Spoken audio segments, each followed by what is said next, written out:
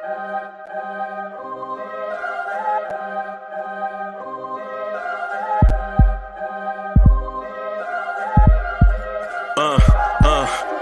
rank where the view is nothing less than phenomenal. For how I express and project from my abdominal. The only view better, both my daddy and my mama know. No living parents, my sons give me balance. My wife is my serenity, this mic is my identity. The world is foul enough, that's why I write without obscenities. Provoking danger with broken language and spoken anguish. Begging to get hurt, why would you ask to go through changes? Yes, Lord, life's a chessboard, master the angles. Control the tempo, be the one who holds the info. Acknowledge is just as deadly as machete swings. When spoken, the truth is as potent as that Medellin. While other sweater style is free, I just let it ring. Our time is undervalued, soldiers make us better kings. My fans on my shoulder, reaching after better things. Today I take the shot, for them I'd rather set the screen. My mama told me follow my dreams. My daddy told me get it by any means. Stand tall, make him bow to a king. But I've evolved, you can see the resolve. Look in my eyes when you speaking to God. Life and for those who we caught up in using what I was scarred with the muse. I guess they call it proving I'm more than an artist. Penciling out my darkest while stenciling out a harvest. And storing what gets me from A to B just like garages. Instrumental with collages. Envision what I've been drawing. Broadway to give you rhythm like the great Lena Horne. So bent torn, found comfort in the storm. Find peace and norm when you see them others perform. Organized chaos, I'll cast it like hey ya. Yo, party people in the place to be. What's good? It's the #1 chief rocker in Knicks universe, Uncle Freezy. Welcome to the Knicks Morning Drive. What's good? Man, I feel good this morning. Let's go, Knicks. I feel good this morning, man. Let's go, Knicks. Let's go. If you're a Knicks fan out there, how you feeling this morning? We got the three things we wanted to see, and we got it the way that we like to get them. We got the three things that we want to see, and we got it the way that we like to have them given. We got Knicks basketball. We got to see them play. We got a Knicks W. We got a win. And we got young fellas stepping up, showing us a glimpse into the future. Ain't that the way we like it? Yes. Is that not the way that we like it? Yes. We got the three things that we wanted to get yesterday. We got it the way we like it.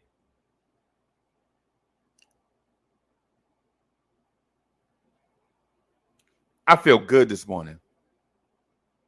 I feel good this morning, y'all. I feel like I got a glimpse into the future. And I know a lot of y'all gonna be like, oh, wait, Uncle Freeze, no, wait. Hey, listen, I'm with you. I am in the conservative group of Knicks fans. Cross on green, not in between. You know me.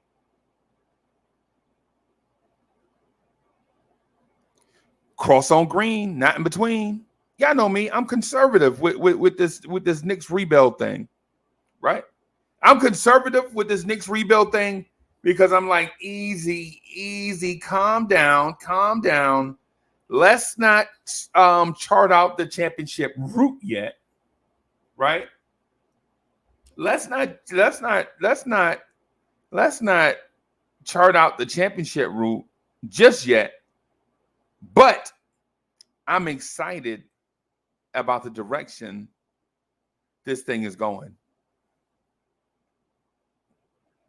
We got the three things that we wanted to see.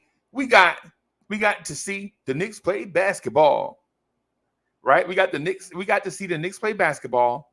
We got a W, and we got a glimpse into the future with the young kids. To quote the great American poet Chop Low,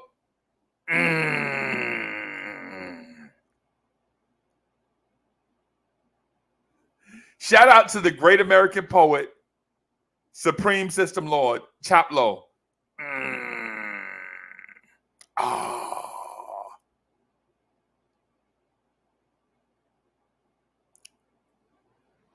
Real King, rise and grind.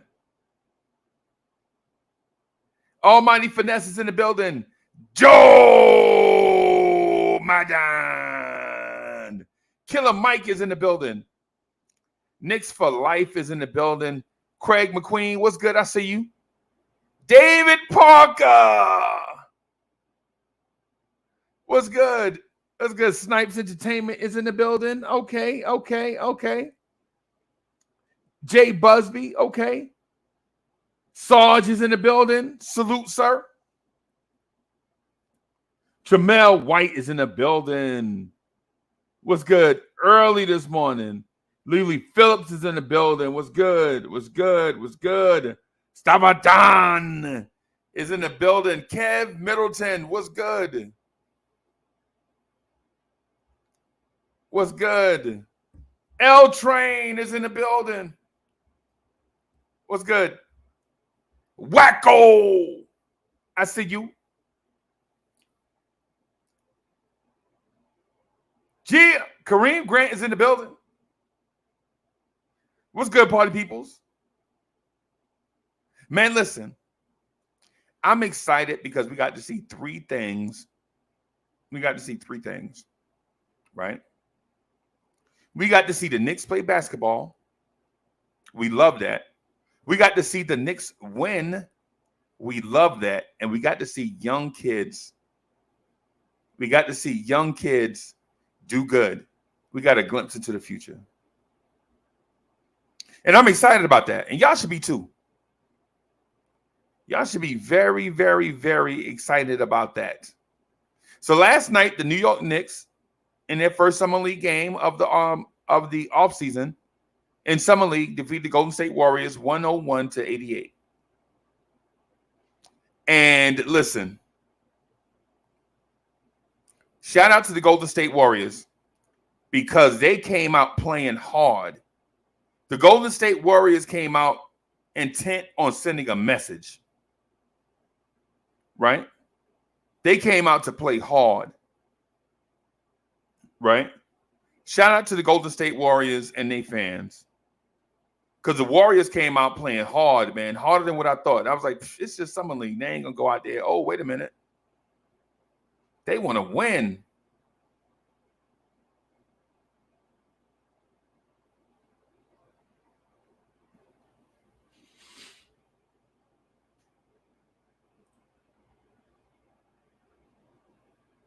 Stafford said, smash that like button. Subscribe to the channel. Bam. Yes, sir. For sure. Yes, sir. For sure. For sure.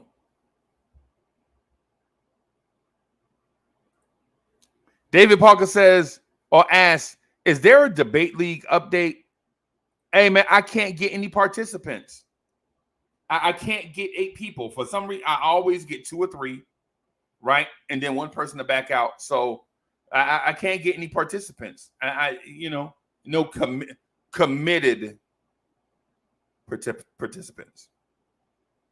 People want to jump in the Lawrence Tears Debate League and want to change the rules to fit them, and that ain't how this go.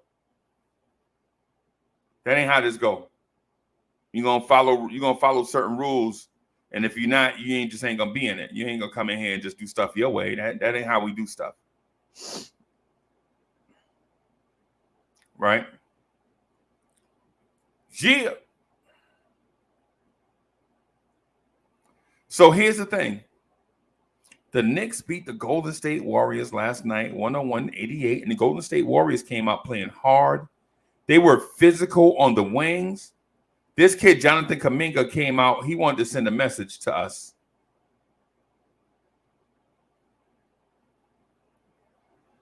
Right? This kid, Jonathan Kuminga, wanted to send a message to us.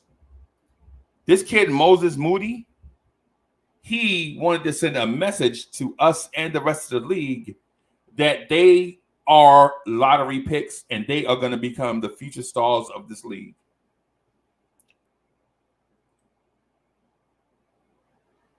Jay Busby says, oh, yeah. Yeah. Hey, living up to his name, looking like his AC is set to 1 degree. Yeah. For sure.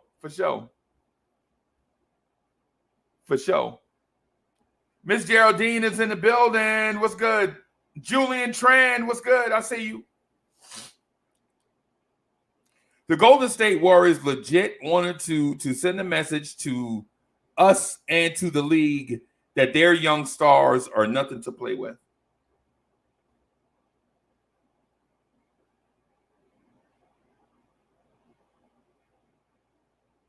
And quite frankly, I don't blame them.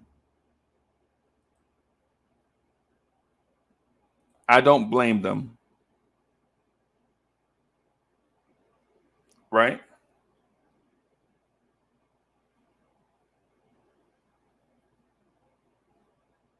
I don't blame them. Because when you have lottery picks, you have to have these lottery picks get out here and improve on certain stuff, but don't play with their food. Jonathan Kuminga came out with the intent to not play with his food.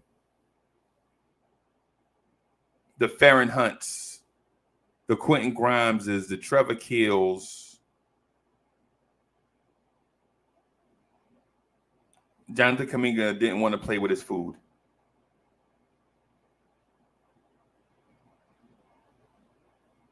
Moses Moody was intent on not playing with his food. Quentin Grimes came out with the intention to not play with his food. These first-round picks had the intentions to prove something to the rest of the league. That they not only belong in this league, but that they can flat out play.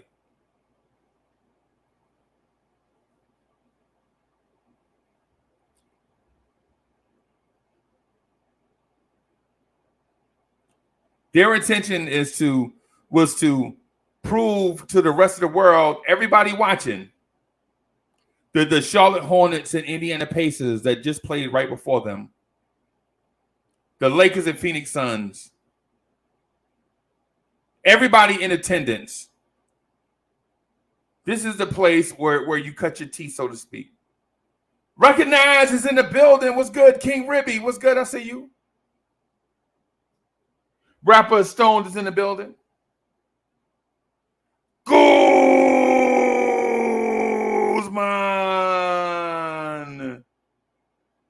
What's good?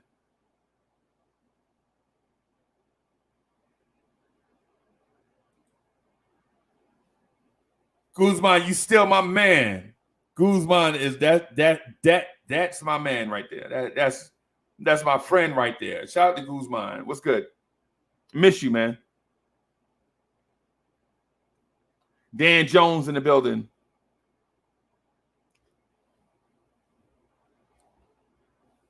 Kev Middleton says Moses Moody is a big guard. He will start at the 2 for us right now. Yes, Moses Moody is, yes.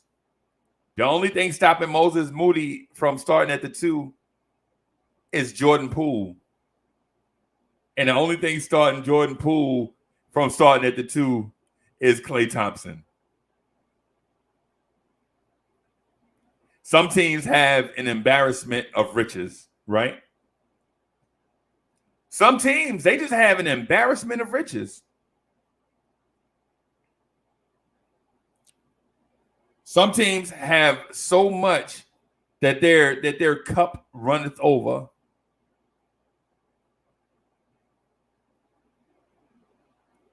Right? So here's the thing with this Knicks, with these Knicks, man. I saw several things last night, and I am impressed. I saw several things last night, and I'm very impressed.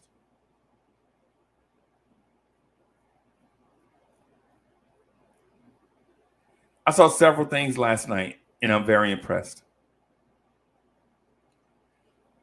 Right? And you guys know that as a content creator, I not only have to listen to you guys and keep a finger of the pulse of you guys, but also analyze. I also have to analyze, right? I have to see some stuff and be fair, straight down the middle. And sometimes to a rabid fan base, being straight down the middle means I have the perception of being a hater. But so what? But so here's one of the things. Here's one of the things I saw last night. The Knicks running new offensive sets. What?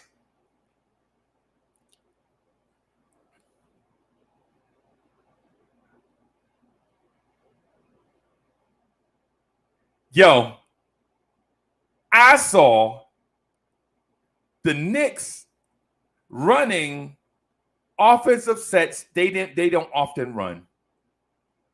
And some might say some of them were new.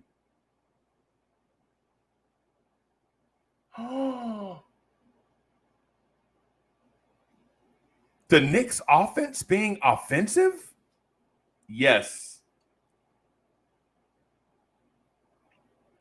I was like, yo, it was like when I saw the Knicks run variations of the Spanish pick and roll last night. And I was like that papa that saw his kid walk into school for the first day of school.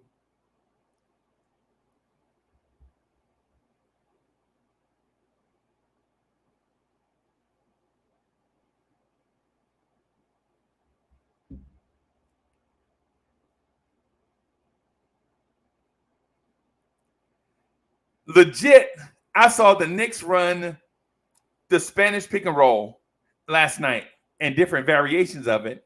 And I was like, look at Daish Hashimoto. They taught these kids variations of the Spanish pick and roll.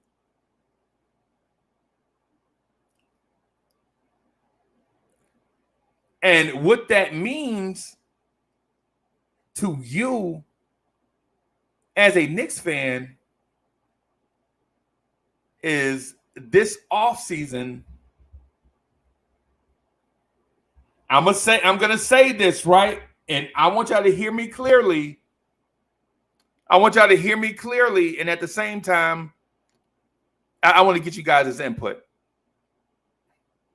The Knicks ran a variation of the Spanish pick and roll last night, and as soon as I saw it, I immediately thought the Knicks are working on an offense where they can play Julius Randle and Obi Toppin together.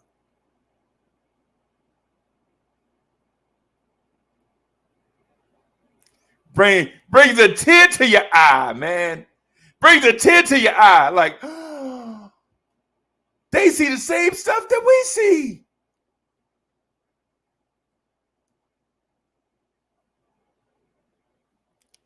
The Knicks ran a variation of the Spanish pick and roll.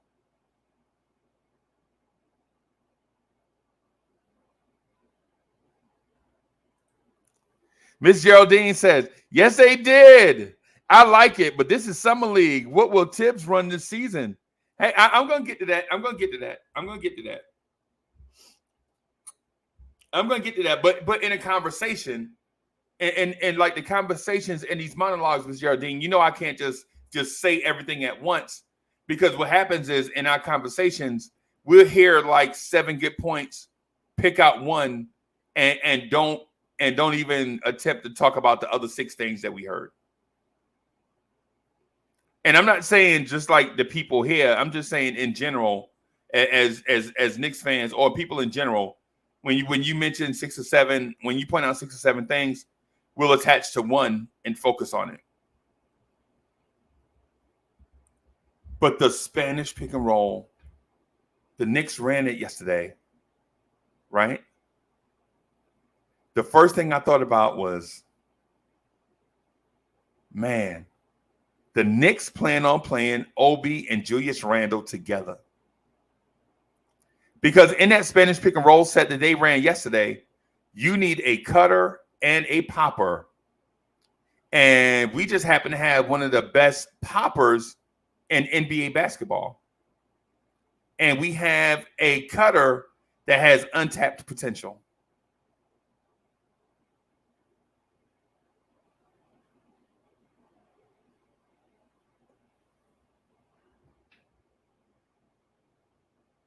Right? We have probably, in terms of usage rate, we probably have the best pick and popper in the NBA in terms of usage rate, right? And in terms of the eye test, Julius Randle is better than guys that may have better numbers and limited sample sizes. Like Julius Randle is better than Davis Bertans, right? Better than Porzingis. You know what I'm saying? Better than those guys that put up better numbers in limited minutes. But we also have one of the most explosive power forwards in NBA basketball in Obi Toppin. And the unfortunate thing in years past was you could never play them together because the offense didn't have enough juice in it to either hit the popper on time or the roller on time. In years past, we needed a primary. I said primary. It must be early. A primary ball handler.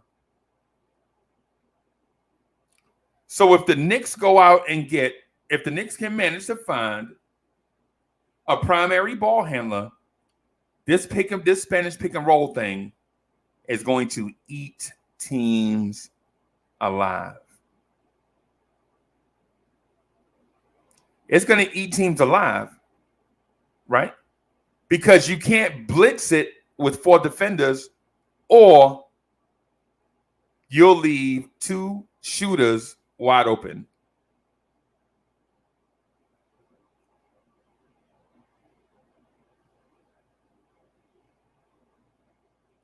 Is that what we want? Hey, Miss Margaret's in the building. Keyshawn is in the building. What's good? What's good? So when I saw it, and I'm going to get to Summer League, right?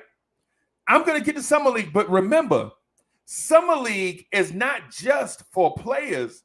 Summer League is also for systems and rotations, right? And defensive schemes for you to try out all these different things that you couldn't do during the season so that you could take them into training camp and implement what works with your personnel and throw away the rest. Right? Summer League is not just for rookies. Summer League is also for coaching staffs.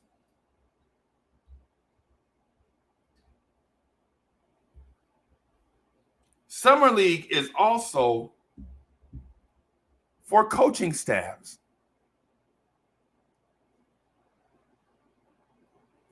And this tells me, by seeing the Spanish pick and roll and the variations of it, the Knicks understand that they need to get Mitchell Robinson more touches and play Obi Toppin and Julius Randle together more often. So let's get to the Mitchell Robinson more touches part. Can y'all tell I'm excited about what I saw yesterday?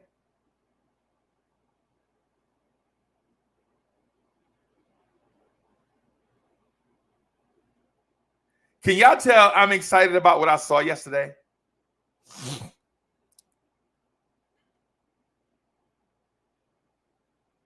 I am excited about what I saw yesterday.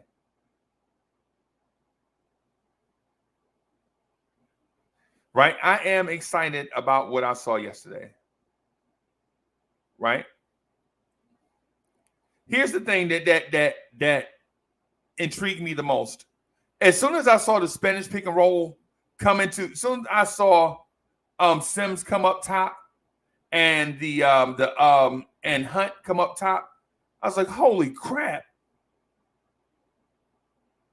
One of these dudes is about to cut, and the other one is going to pop at the same time, and then you get the Spanish back action off the strong side, right? So whatever, I'm not getting into, listen, I'm not going to break down the Spanish pick and roll here. This is not the place.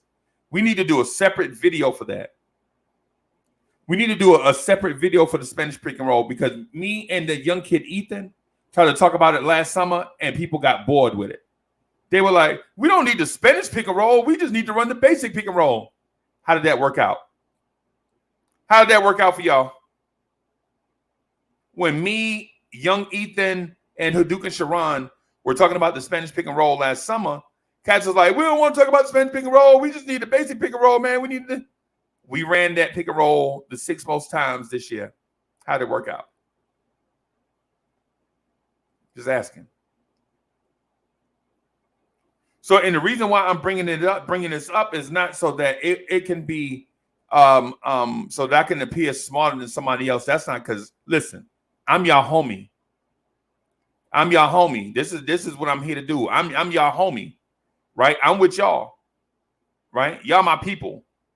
You know what I'm saying? I don't want to come in here and Stephen A. Smith nobody, right? That ain't what we came here to do, right? But what we do come in here to do is exchange information between each other. Like, right?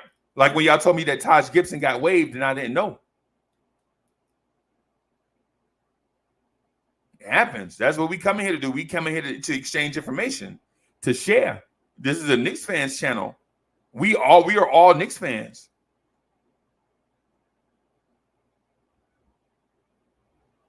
Right?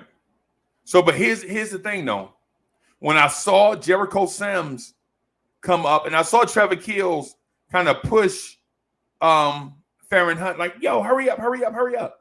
And he ran up top. I was like, oh, they are screening and they're facing the same direction. Okay. All right. So what's our point guard gonna do?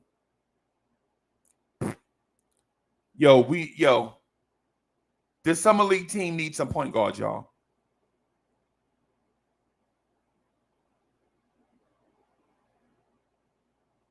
This summer league team needs some point guards, but whatever.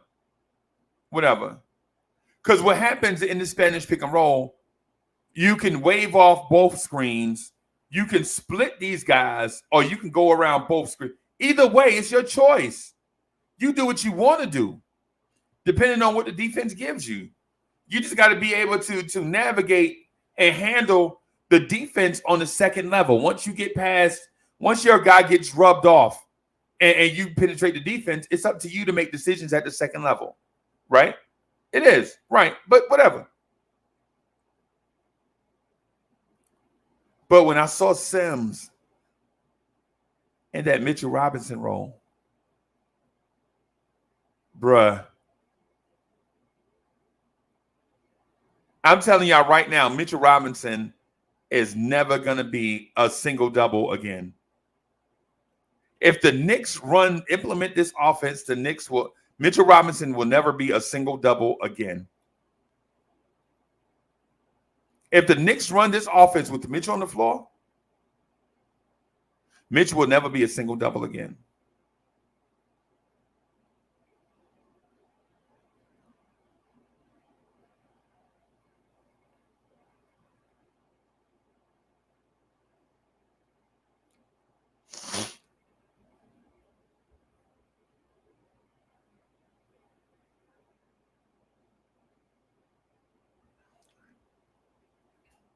All right, so the offense intrigued me yesterday. Let's talk a little bit about what we saw defensively.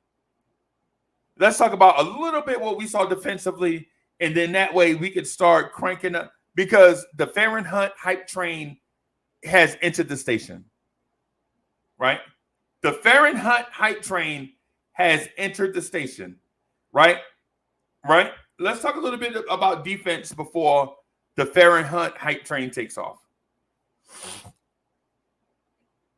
Yesterday, we saw what a Tom Thibodeau defense is supposed to look like, right? Up in your grill, forcing NBA players to make long passes so that you have a greater opportunity to play passing lanes, increasing the likelihood you can pick off passes. That a lot of coaches teach that. But we don't have guys that get all up in your mug, and we don't have guys that can play passing lanes because they're not athletic enough.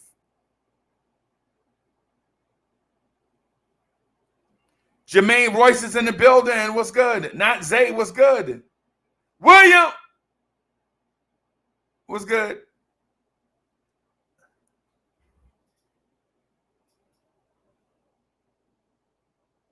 Rick 03. What's good?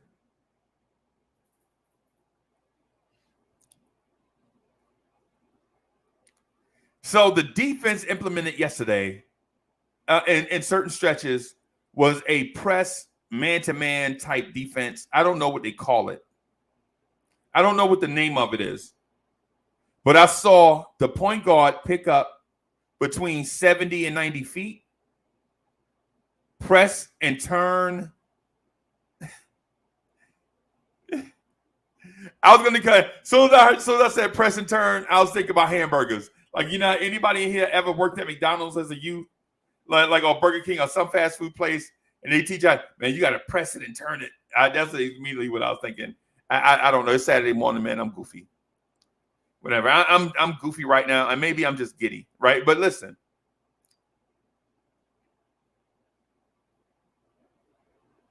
The Knicks picked up the point guard, the out-of-bounds guy,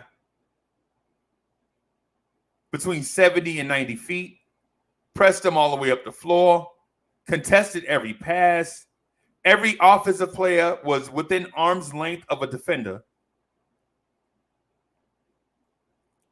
And that pressure forced a lot of bad passes. I'm excited about that. I'm hoping we bring that to opening night. All right. Let's talk Farron Hunt. Let's talk Farron Hunt.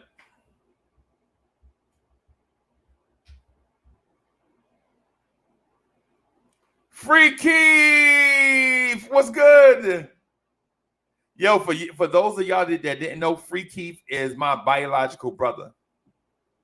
Free Keith, that's my blood.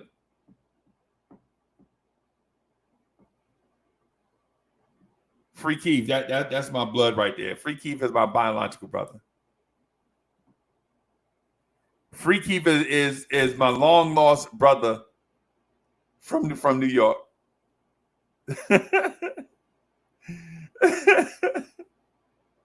Yo, y'all can't tell. We look exactly alike.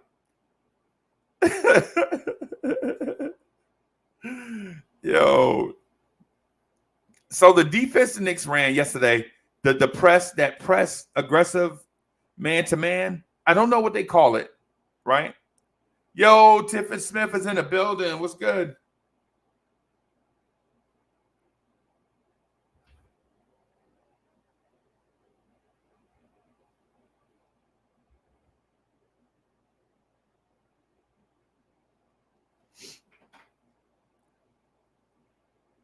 The defense looked great yesterday. The rim protection looked great. My only knock against this this defense that we played yesterday is Golden State got so many second chance opportunities at the rim. It was baffling to me. Almost frustrating.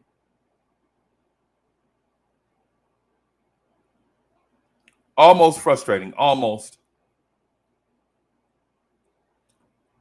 My belief watching the game is if we could have rebounded better to close out possessions, Golden State may not have scored 80. Golden State might have scored 75. But things are what they are. Be excited. Be excited about what the coaching staff is done over the offseason. Be excited about that. So I'm pointing out some stuff. And I'm not being negative, right? I'm trying to be straight down the middle with it. So if you're on a positive side and I'm in the middle, it looks like I'm being negative. If you're on a negative side and I'm in the middle, it looks like I'm being positive. No, I'm being straight down the middle. I'm calling it straight down the middle. Right? Like if you're super positive and hyped about what you saw yesterday and I go straight down the middle, it's going to sound like I'm being negative. No, I'm not being negative. And if you're negative and I call it straight down the middle, it's going to look like I'm being positive. I'm not being either. I'm trying to be straight down the middle with it. I'm trying to be real with it. Right?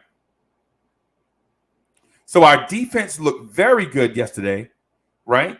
NBA play. Listen, NBA players are gonna hit shots, right? NBA players are gonna hit shots, right? It happens. These guys are too good not to hit shots. But overall, I think the defense was good, right? I think the defense was good.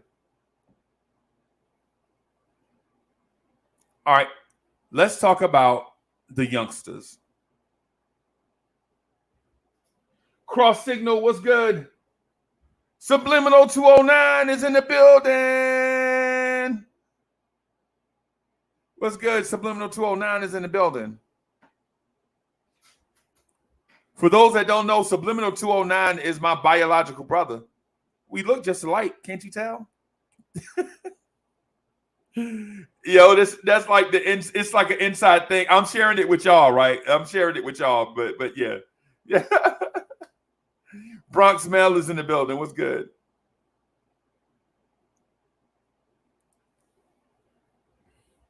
So let's talk about what we saw yesterday. All right. And I'm going to be straight down the middle, right? This is me being straight down the middle. The first quarter and a half, Quentin Grimes looked like trash, right? And it's because he was trying to be something greater than he normally is, instead of just being himself, right? Against this team, Quentin Grimes, against this summer league, Quentin Grimes is probably a 25, 26, 27 point per game scorer, right? Being himself. Soul Finger, what's good? Mr. Vince is in the building. What's good? Y'all hear me? Y'all hear me? Listen to me, right? Against a normal summer league roster, a normal summer league team, Quentin Grimes is probably a 26, 27 point per game scorer. That's being himself, scoring within the offense, right? Quentin Grimes is probably 26, 5, and 5 in summer league. Just being himself, not pressing. But yesterday, he came out pressing with something to prove. Quentin Grimes, listen. This is Uncle Freezy talking to Quentin Grimes. Quentin Grimes, just because I called you a ham sandwich doesn't mean you're not talented. When I view you, Quentin Grimes, as a quality NBA player, not a superstar. That's what I view you as, Quentin Grimes. And I keep saying it over and over and over. And people hear ham sandwich and they think I'm disrespecting that man by saying he's going to be a quality NBA player. Quentin Grimes, I just don't view you as a superstar. I don't view you as a Donovan Mitchell. I don't view you as a Zach LaVine. I don't view you as a Bradley Beal. I don't view you as a Jaylen Brown. Right? I don't view you as a Dwayne Wade, Michael Jordan, Kobe Bryant. I don't. You're not the main entree. If you were, you'd have came out of school after that 1 year at Kansas. I view Quentin Grimes as a touch below what Andrew Wiggins is going to be, somewhere in that range. You're not the main course. You're not the menu option of the day. Quentin Grimes is somewhere in that range below that. Not a steak dinner. Not the second type thing, the menu of the day thing. He's somewhere underneath that. In my opinion, Quentin Grimes is 11 to 14 points per game with solid defense for his entire career. And I know people are going to say, why put a cap on him? Why put a cap on him? Now, listen. I'm not putting a cap on him. I'm projecting certain things. And so I said all of that to say this. The way Grimes came out yesterday with a point to prove was selfish. What Quentin Grimes should have done is come out and showed some of the things that he worked on during the summer and tried to implement them during the game. And when he started doing that, you notice Quentin Grimes' his production took off through the roof.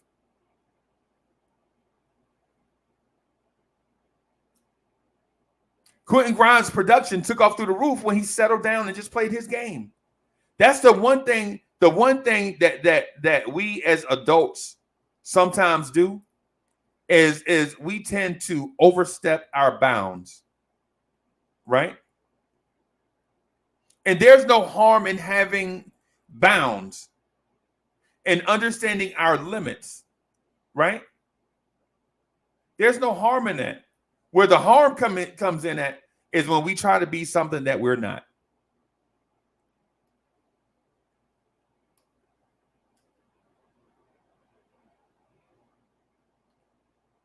As adults, and y'all know it, all the season, hey, Thomas Shepard was good. What I'm saying to you is for adults, we understand how this is. We try to be the very best version of ourselves every day. Right? We try to be the very best versions of ourselves every day. The things that we're good at, you know what I'm saying? We try to steer our days that way. The things that we're not good at in our improvement areas, we try to improve them, but not live based on them. Quentin Grimes came out yesterday with a point to prove, and he looked like it. And he was playing like trash.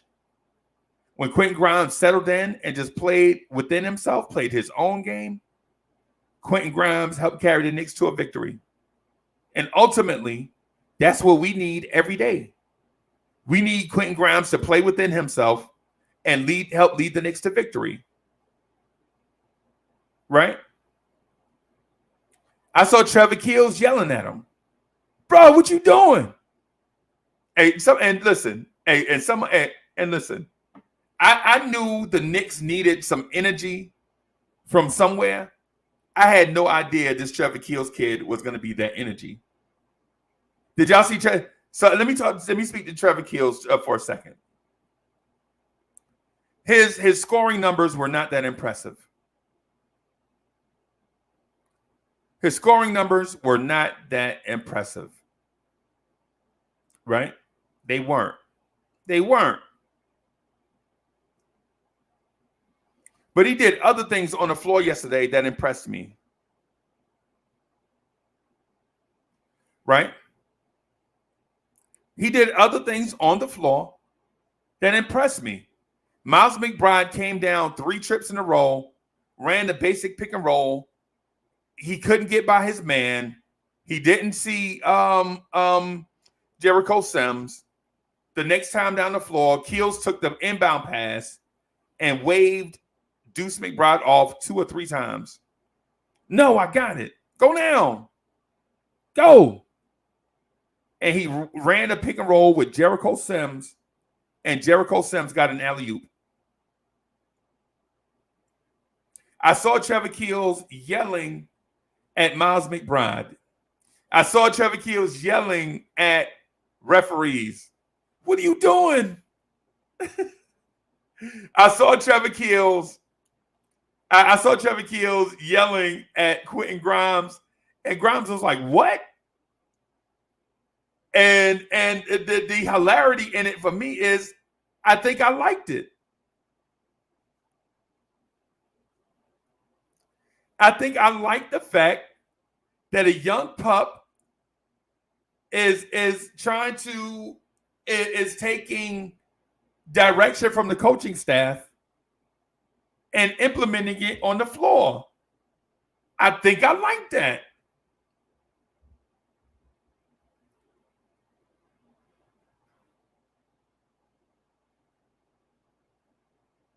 Lily Phillips said, I saw Trevor Keels do nothing. Right. I know you didn't see all those steals.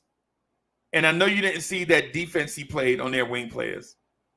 Maybe you didn't see the shots go in, but you saw it.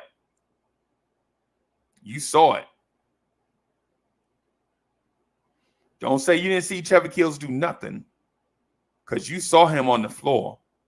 You saw those handful of steals. At one point, him and Ferren Hunt had the same amount of steals. You saw it. Now, did you expect more? That may be the question. Like, did you expect more out of Trevor Keels yesterday? Probably so, because he was the only draft pick. Did you expect Trevor Keels to come out and get 20 points, 10 rebounds, 8 steals, 7 assists? Did you expect Trevor Keels to come down and knock down 6, 7, 8 3-pointers? Maybe. He was a draft pick. Maybe. But we were here yesterday on a live stream pointing out these things live as they happened. So we don't want to give the impression like these things never happened, because they did, and we were pointing them out live during the game, during yesterday's live stream. These things happened. We pointed them out live. I talked to Stafford Don about a few of them live. I spoke with Subliminal 209 live as some of these things happened. It's the reason why we wanted to do the live stream in the first place, so that we could point out these things live as they happened. And these things did happen.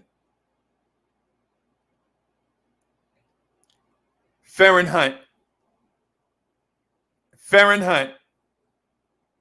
all the way back to April, and y'all bear with me. Y'all let me have my moment in the sun, y'all. Let me have my moment in the sun.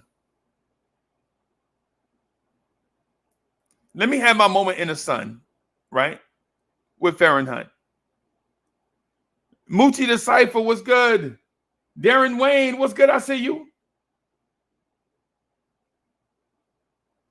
Let me have my moment in the sun with Ferren Hunt. Because back in April, I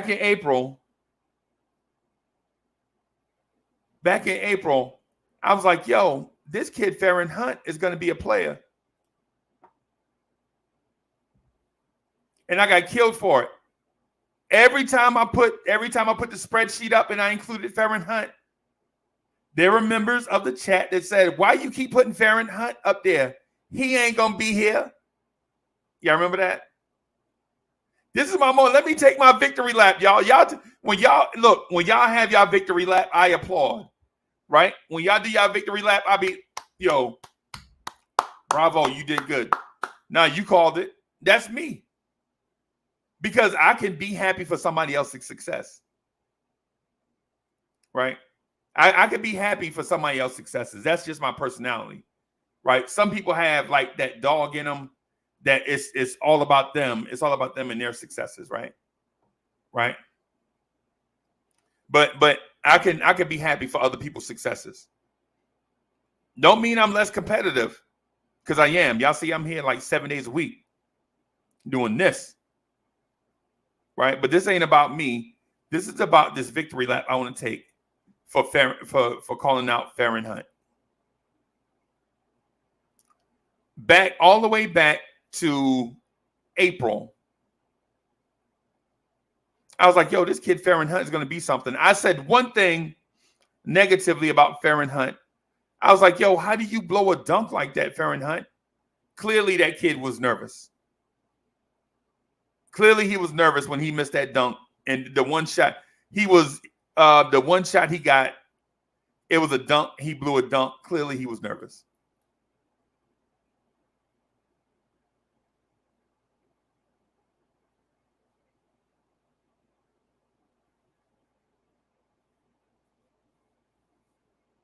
I think this kid, Farron Hunt, is going to be around.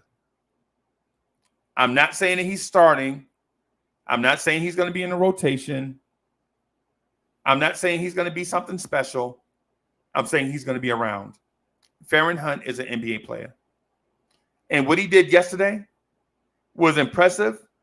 But what really impressed me is when he got the thigh bruise, the hip bruise, he came back in and played. That means this kid is tough. If that was Nerlens Noel would be out until September. Nerlens Noel got the hip bruise. I'm sorry, Farron Hunt got the hip bruise, and he sat, and then he came right back in and was playing. I'm like, yo, this cat has something. This kid has something.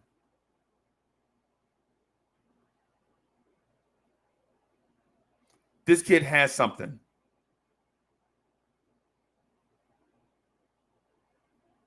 Right. Y'all know if that was Nerlens Noel would have sat out till December with a hip bruise. Y'all know it. Nerlens Noel, I appreciate your contribution, but c'est la vie. Toodaloo.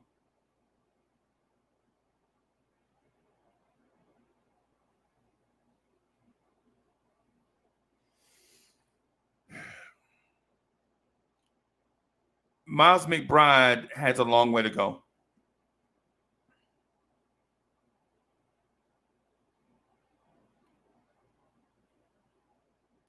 Miles McBride has a long way to go in terms of offense. I know he had a lot of assists yesterday. I understand that. I understand that.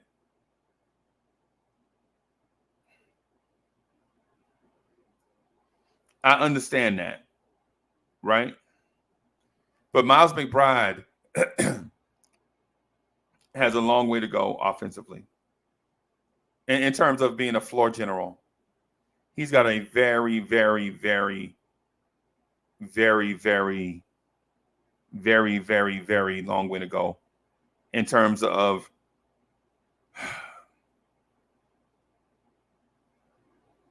right now he ain't it. I'm just say that. I'm just going to say that, right?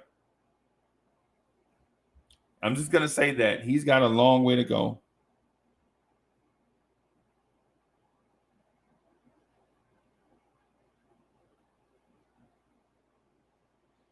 Miles McBride has a very long way to go in terms of running an NBA team.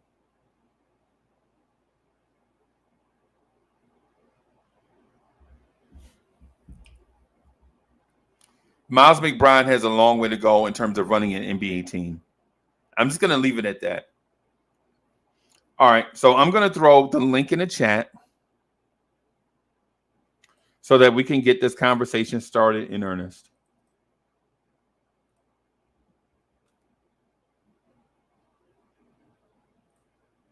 So Bodega Wi-Fi says, I don't agree. We should trade Fournier, but if you do trade him, it should be prior to the playoffs when his value would be at its highest. I think I agree with you there, bro. I think every team needs a bucket. And right now, Fournier is a bucket. Every team needs a bucket. Hawkeye, what's good? Ryan Green, what's good? DPE is good. It was good. I see you. Every team needs a bucket. Let me bring my guy in here. Are we doing intros? Let me start back with the intros, man. Let me start back with the intros. What time is it? I would like to introduce. We need a beat.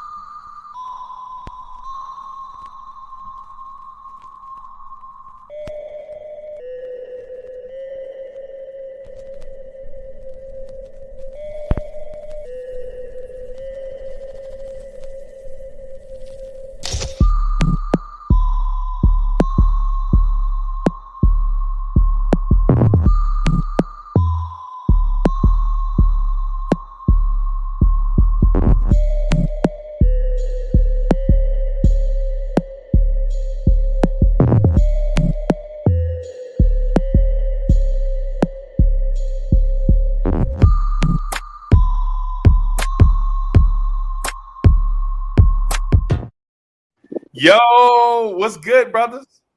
Yo, yo, yo, yo, yo, yo, yo. Freaky, What's where good? you at, bro? You look like you on the beach, B. What's good?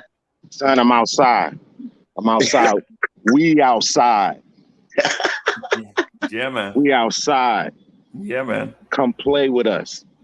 Yo, we out there playing basketball, bro. Woo! Right. Woo! Bro. Can we get excited yet? Can we at least let's not even talk about excitement. Can we at least be positive now? Like can we at least yo? I know it's hard to describe, right?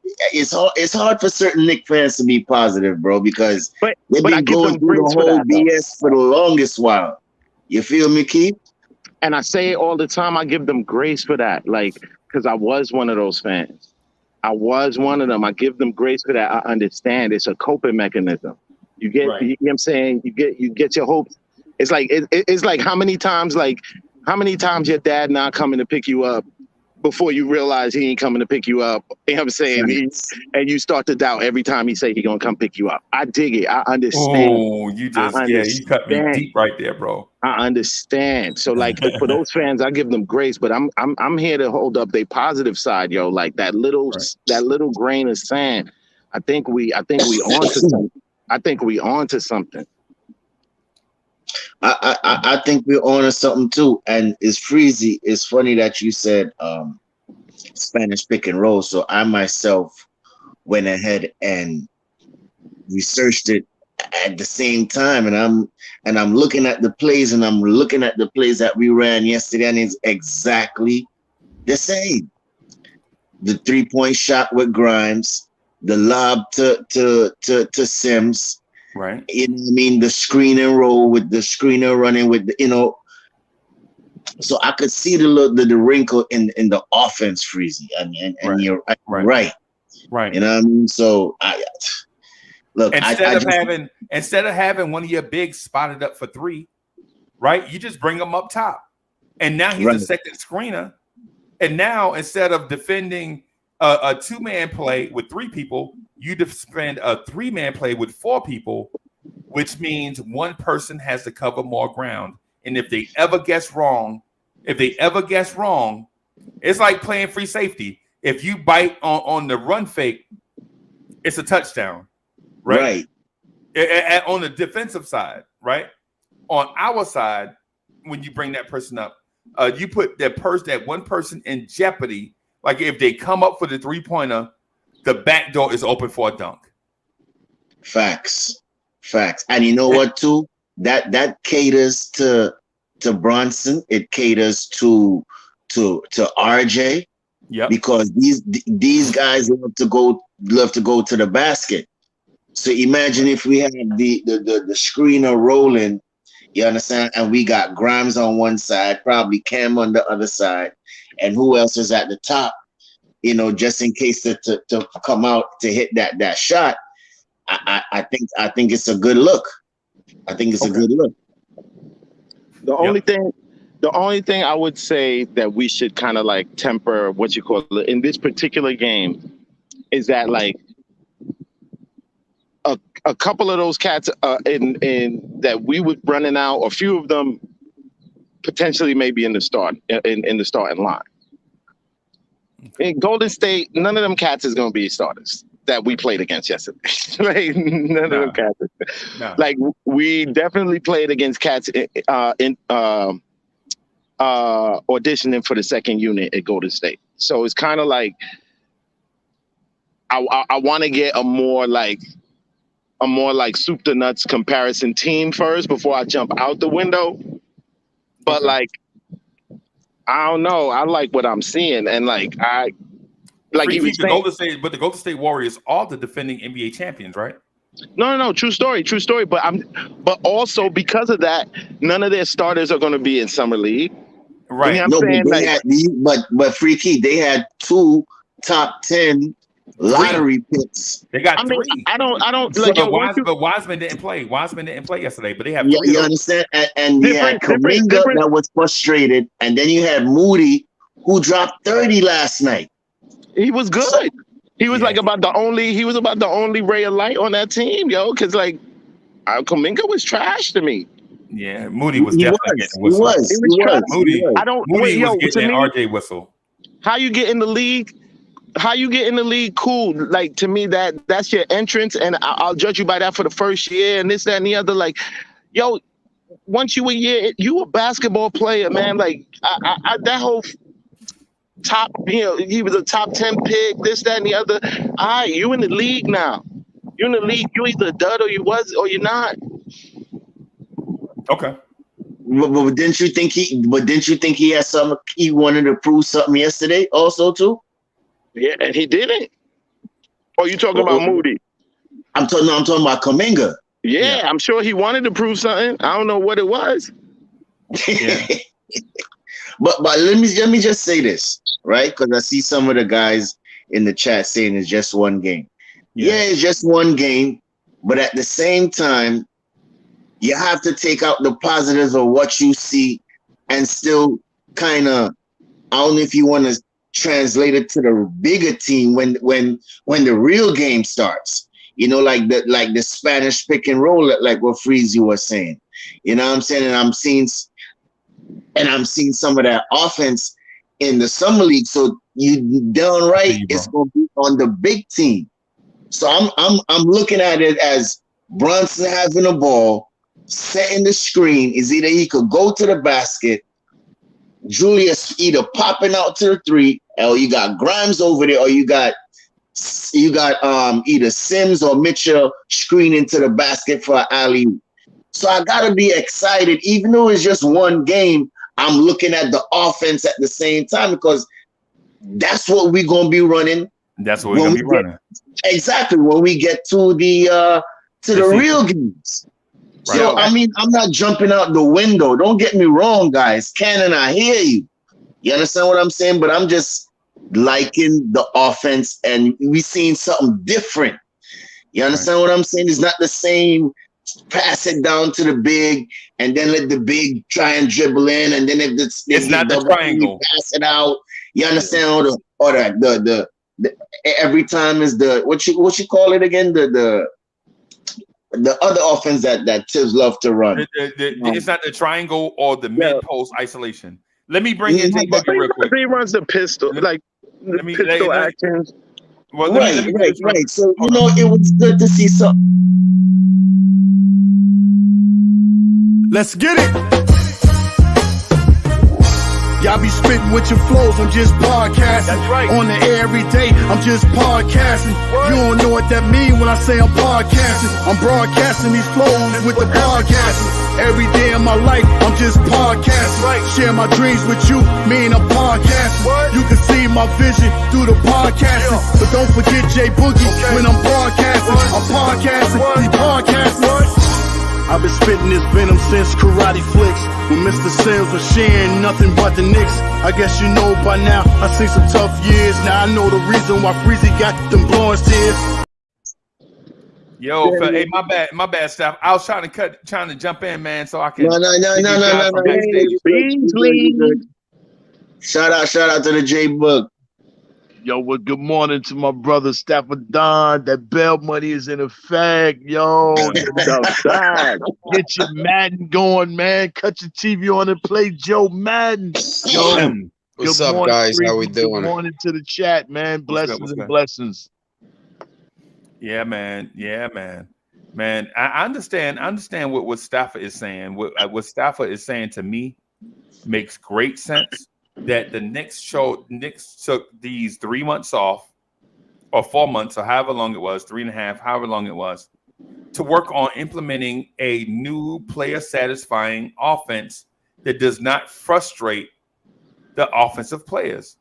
And that Spanish pick and roll is one, right? By getting rid of by doing less of the mid-post high isolation with Julius Randle, you just run a different variation of a similar offense with more player movement, where Evan Fournier can get more uncontested threes, where RJ Barrett can get more drives to the basket without being mugged by a group of people, where Julius Randle getting more of those uncontested mid-range jumpers that he likes, and Mitchell Robinson gets more touches going towards the rim with momentum. Right? Everybody wins. Everybody wins. Everybody. You know what I'm saying? So you implement an offense where everybody get to touch it just off of the organic way the offense runs. Everybody touches the ball. Now you don't get cats frustrated after a win because they didn't touch the basketball. They didn't get to contribute, right? And so while it's in its infancy in Summer League is not just for you to showcase rookies. Summer League is for you to implement the adjustments that you made at the end of the season. Like at the end of the season, the coach just don't go to sleep and then wake up when the season starts. He gotta look back at himself and work on his game also. The coach got to improve his deficiencies too. The coaching staff have to work on what they did wrong also. The trainers got to work on what they did wrong, right? Like I'll give you an example. Mitch at 275 pounds, sure, he can bang with Embiid. But once the season started, we realized that Mitch at 275, 280 is not the best version of Mitchell Robinson. So now Mitch spent all the offseason putting on weight and muscle, and then during the season, he had to work on taking that weight and muscle off, right? So now going into this season, the trainers know that. So the thing with Mitch is Mitch probably needs to be somewhere in the middle, like 250, 253. He can't be 240, and he can't be 280. So the middle ground is probably the best ground for him, 250, 253, something like that. Exactly. He's just too small at 240 and then too fat at 280 where he can't move. So it's like sit somewhere in that middle. Right. And that's what the offseason is for. And that's why when I saw the Knicks now. Huh? Oh, you are? That's why when I saw the Knicks running Spanish pick and roll, I was shocked. My jaw hit the floor. I was like, yo, that was a Blorich fan. I haven't seen the Knicks run a Spanish pick and roll in a long time, man. Wow. Wow. And Tibbs still here? Wow. Wow. That's amazing. That's a Johnny Bryant thing, though. Okay. Johnny Bryant was there last year too, though, wasn't he? Yeah. See, the thing that's amazing. I think maybe this year they might be using more of his offense, maybe coming into this year, reading that they have a point guard that can run it. But a lot of the problem was the point guard play. And now you've Jalen able to run that thing. Because if you notice in the first couple of seasons with Tibbs, he only ran certain offenses because we didn't have a true point guard. So now we have a true point guard. We could even open up the offensive book probably even more, right? And even while I was researching that Spanish pick and roll, you know who masters it? James Harden, Luka, Chris Paul. Those three guys, and back in the day, Steve Nash. So you see those four guys there, when they run that Spanish pick and roll, it's deadly. And you see these four names that I call they Hall of Famers. Right. Now we're not saying Brunson's gonna be a Hall of Famer. Right. Let me preference that. And he's just gonna run that offense that they run. Because if they were successful at it, we should have some level of success with it too. Facts. Right? I think when you have if they could bring implement Obi into the starting lineup more with either Randall at the 5 or Obi at the 5 or whatever way they put it, that Spanish pick and roll where you have Brunson running it and Randall or Obi going to the basket, one of them popping, and then you have Fournier and RJ in either corner. That's going to open up so much for that offense. The problem is your simple pick and roll that they've been running. It's nobody else is implementing it. Your roll man is your point guard, and maybe a wide open shooter. But the thing is, bringing in these other offenses, it's bringing the whole team in. It's going to get Mitch more involved, which is needed. Right. Exactly. It's needed. We need to see if Mitch has it. We don't even know. Our question is like, does Mitch have the offensive game, or is the team holding him back? So now we got to see. Now we got to see where it's at. You know, well, Joe, what I seen with Sims last night and how they running it, I think Mitch could do the same thing. Yeah. I'm just putting Mitch in that position. I'm thinking that he could do the same thing. Mitch, go ahead, Free. You give him a system. You give Mitch a system that fits his abilities best. I feel like he'll run it. Like it's no the hitches you're talking about right now with Mitch and like how he delivers his. I think that is very much dependent on what they run. Okay. And I think that Isaiah Hartenstein deal, now to me, it makes a little bit more sense because of his passing ability and the stretchability. So is that to me is like, okay, are we going to change the offense into that and he's going to be a piece of that when Mitch is off the floor? Yes. Because he's a different center than what we have. Like, you know, Sims and Noel are rim runners. This guy can rim run too, but he has that more playmaking and shooting and stretchability. And he's young too. Right. I also think. Go ahead, Free. Go ahead. No, go ahead, man. I think we gonna mix it up. Not only the Spanish pick and roll, we gonna still run some of the sets that we used to do also too. So it's gonna be hard for teams to figure out what we gonna do. That's why I feel like with Bronson coming in, it opens up the playbook even more. Go ahead, Free. And if you think about it, like these young cats is doing the Spanish pick and roll. Like most of them is fresh. Like this summer league. Right. Imagine being able to really develop that. Like they doing it all right and they fresh. You know what I'm saying? They're kids. They ain't a couple of vets that are in the league that are pros. Yeah. Like I look at those kind of little things like as like, okay, like these guys might be ahead of the curve. Like, and I like that. So that means that there's more improvement to come. What I'm most impressed with is your boy Sims. I was too. We knew he got bigger, but when you seen him then on the court, he got a lot bigger, and he just looks out of place. To me, one of the guys said yesterday was after the game on your chat freeze, he was like, maybe Sims should sit the rest of the summer league, and I disagree and I agree because like Sims looks way out of place. He looks like he's way better than these guys, but he's going to need playing time because now with Hardenstein and some of these dudes, he may not get them major minutes now in the league, especially early. Sims is monstrous, yo. I want to say something too, and I said it last night. Did y'all see when he tried to drive to the basket and try to do a spin, but his handle wasn't that good, and then he ended up passing it out?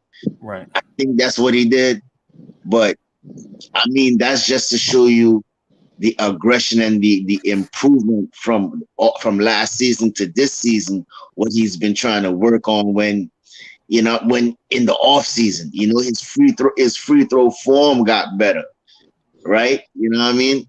So, but we ain't hear nothing from Jay Boogie, man. Speak the gospel, brother. Wait, real quick before you get open, Jay Boogie.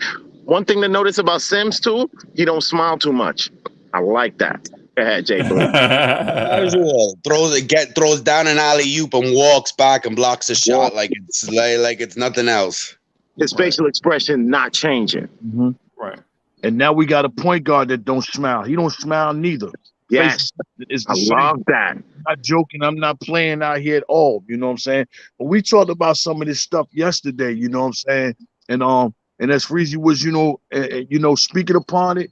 For those that was looking for, like, you know what I'm saying, the buckets and all that, you know what I'm saying, outside of that dude kills game, you missed all the other things that we spoke about on how many different things he could be able to do. You seen him grab the rock, push the rock. You seen him talk direct. You seen him check Grimes, get him back in his ways, you know what I'm saying? You seen him do a lot of things on the court, you know what I'm saying, that you don't necessarily pay attention to because you want to see the other parts, the oohs and ahs, the trade, the dunks and all that, you know what I'm saying? The dude was playing fundamentally basketball, you know what I'm saying? That's what he displayed. But I can't go no further without, talking about the Menace Society's scene when they was in the kitchen, when he told you the hunt is on. Yeah, and he was in a Knicks jersey last night. Yeah, I don't care about you two guys being champions. You know what I'm saying? I know you coming out here commingle with your game face, thinking you the main attraction, but get these clamps. You know what I'm saying? Right. And I don't care what Moody's doing, but I'm gonna keep on clamping you because both of y'all can't get off. Man, he shut that man all the way down, man. We gotta find somewhere for this dude to go because I love to see when a man is trying to feed his family. That man is hungry, and that man showed and displayed a lot on the court. The energy, the hustle, you know, everything that he did, and then other people follow suit with him. Jeffries was following suit. Can't forget his game neither. You know what I'm saying? Them guys came out there and put the game down. Because if it wasn't without them two guys, you know, we would have took an L last night, man. I love what Hunt is bringing to the table, and he's gonna make things very interesting inside. You know what I'm saying? Our practice facility. I'm telling you that because he don't care. You see his sneakers he had on? I got some Payless. I don't care, but I'm not here for that. I'm trying to feed my family, man. I'm trying to get a job, man. You crazy, man? I'm out here, man. Free keep on we outside, man. He was outside last night. Indoor gym. Man, on 34th Street somewhere in the park. Come on, man. It's different when you're outside. You can't put your feet up. Yeah, outside, yo. Right. Outside, the hunger, the hunger, that's what you just said a great point though. Like I feel like that hunger was an element throughout all of them, and you felt it. Mm-hmm. I like that. Yeah. Cam, watch yourself. That. Watch yourself, Cam. Watch yourself. Watch yourself. Yo, did you see a picture with him sitting down next to, I think it was Leon Rose and Scott Perry? Yeah. I think they were showing support. I think they should have showing support for Cam Reddish. Yeah. I think that was an intentional thing. Like Cam ain't going away. He part of the future. We act like we know. Fans act like we know the plan. We get frustrated at the plan we created in our mind not going down. These cats not saying nothing, and we project all of these relationships on these cats. Like we don't have no idea what they think about Cam and what their plans for Cam is. But he's still here, so that's what we know. Free Keith, you know what I think? You know what I think it is? I'm gonna say this, and this is gonna be a radical take, and I may be absolutely wrong. And if I am, I will admit it. Right? I think they believe Cam is their ready-made superstar. They just need time with him. I think they identify Cam Reddish as a dude, as a young player in this league, with all the tangibles and intangibles to be a superstar, right? But he just need time to launch. And here's the thing. Here's the thing. When a rocket launches itself to be amongst the stars, you know what it does first? It sits on a launch pad for a long time. System checks, fueling, all this stuff. Every rocket don't take off at the same speed, bro. Everybody ain't gonna be John Morant, Michael Jordan, right? Everybody ain't gonna be there. Some stars are gonna be Alex English. You know what I'm saying? Play for a couple of teams and then get to the perfect situation and take off. Right? Like when you think about it, Alex English, bro. Alex English played for 2 teams before he got to the Nuggets, right? But when he got to the Nuggets, it was a perfect situation. They embraced him and he embraced them. And the next thing you know, he was 28 points a game every season. You couldn't stop him. Mm-hmm. Him and a dude named Lafayette Lever, Fat Lever. Some old school fans will know who these two dudes are, mm-hmm. right? Young people might not know who they are, right? I know English. I don't know the other one. Yeah, Lafayette Lever. I know English. I don't know that Lafayette cat. Yeah, Fat Lever. He was Russell Westbrook before Russell Westbrook. You know what I'm saying? In a sense, right? Right. But the thing is the thing with Cam, I think they showing solidarity. Like, nah, don't go over there, sit with them. We don't want to push no narrative. Sit over here by us to let you know, to show the world that we believe in you, bro. Because Cam could have went over there. Cam could have went over there and sat with Obi. You know they showed up. I think it was during the game, but if you had looked in the background, you could have seen him sitting on the sideline. Okay, so I mean that could have been just a moment where they probably was just chopping it up, but he was down on the floor, like floor seats. I think behind one of those baskets, and I think he was talking to someone. The one I saw. Okay, so he was moving around then. Okay, so because the one I saw, I only saw the one thing with him. So I'm glad you. I'm glad you. No, that was actually during the game. Okay. You know what I mean? That was actually during the game. Yeah. Yeah, I think Cam needs a shot. I do. Like, I think when we talk about, like, the upside is there and we need the talent, the size, the defenses. You said Freezy the other day, like, even though it's a small sample size, when you look at the numbers, he was our best defender last year. Right. You know, it's very small sample size, but we need to see that even if he's not starting, he needs to be getting a major role off the bench. Just 20 minutes off the bench to earn his starting minutes. And I feel with Cam, he got drafted in Atlanta. There's 2 wings ahead of him. He kept getting hurt. And then we took him on. We got him when he was hurt. And he's been hurt with us. So I think he needs to be healthy. He needs to be ready to go. And we'll see. And I think he should be the guy we should be looking at to beat Grimes out, beat Fournier out, and beat these guys out to be our starting 3. Because I think if it's all comes down to if Cam can get the shot right, and get the defense right, this team can do a lot of things. Right. I think Cam is the key. RJ is our starting 3, though. Put RJ back in the 2. But if they trade but Keith, if they trade Fournier, they slide RJ to the 2, Cam start the 3, Randall at the 4, Mitch at the 5, and then you're gonna have Quickly, Grimes. Let's throw in Hunt in there, Obi, and Hartenstein. You know what I mean? You have two nice little young lineups right there. Say what, man? I was saying, well, Fournier, I agree. Fournier shouldn't be in the starting lineup just because of Brunson and the lack of defense. But I wouldn't move Fournier just for peanuts yet because technically he is just our best. He's our best shooter. So I would move him to the bench and move either Cam or Grimes into the starting lineup. Why does everybody talk like Brunson's some kind of like horrible defender, though? I know what you're saying. He's a horrible defender. He tries just his size. It kills him. And him and Fournier together in the backcourt's going to be a struggle. And the Knicks already know that. Begley come out and said that there's people in the organization are kind of worried about that. So I will move Fournier to the bench because you still need his shooting. Like, he's still one of the better 3-point shooters in the league. So him coming off the bench with IQ and Obi, that could be lethal. Bro, you don't want another Walker and Fournier defensive backcourt. That's like another. That's like another one. And then and then sometimes some of these fans, they're not really feeling Brunson like that, so they're going to even roast him even more. So I get what Madden's saying, bro. I wouldn't want Fournier in the starting lineup either. And I'm not trying to get rid of Fournier. I like Fournier. Fournier come in and double. I'm not saying you said that, but I'm just agreeing what you're saying. Don't start him in the backcourt because he's a recipe for disaster. So what? So okay. So why is Fournier not a starter for the Knicks? Is it because of his defense? You guys said. Just because of that? His defense. Well, if I had a better defensive point guard, then you would start him. But I think it's just a match between the two. Well, statistics say that RJ Barrett and Evan Fournier are even defensively.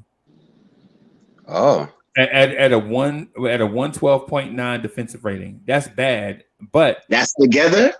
No, that's them individually. Their individual defensive ratings, ironically, and I guess it's weird, but it's exactly the same. 112.9. Evan Fournier, while he is a RJ Barrett, basically, to me, in my opinion, RJ Barrett is consistently right below average defensively.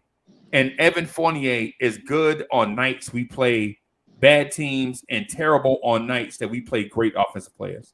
And it balanced out to be 112.9. RJ is even all the way across. Evan Fournier is up and down. That's why when you guys' eye test, like when you see Evan Fournier guard Jason Tatum, you're like, oh my God, Evan Fournier, please. But RJ Barrett against Jason Tatum is all right. But one guy is up and down defensively, and the other guy is even defensively, but they just ironically wound up at 112.9, right? But the thing is it's not just Brunson. Brunson is a worse defender than both of those guys. And if you put all three of them on the floor, now your defense is going to suffer because RJ Barrett this past season was not a good defender, right? And it's not just because of RJ himself. It's because of the units that he played with. Some nights Julius Randle just wasn't there, right?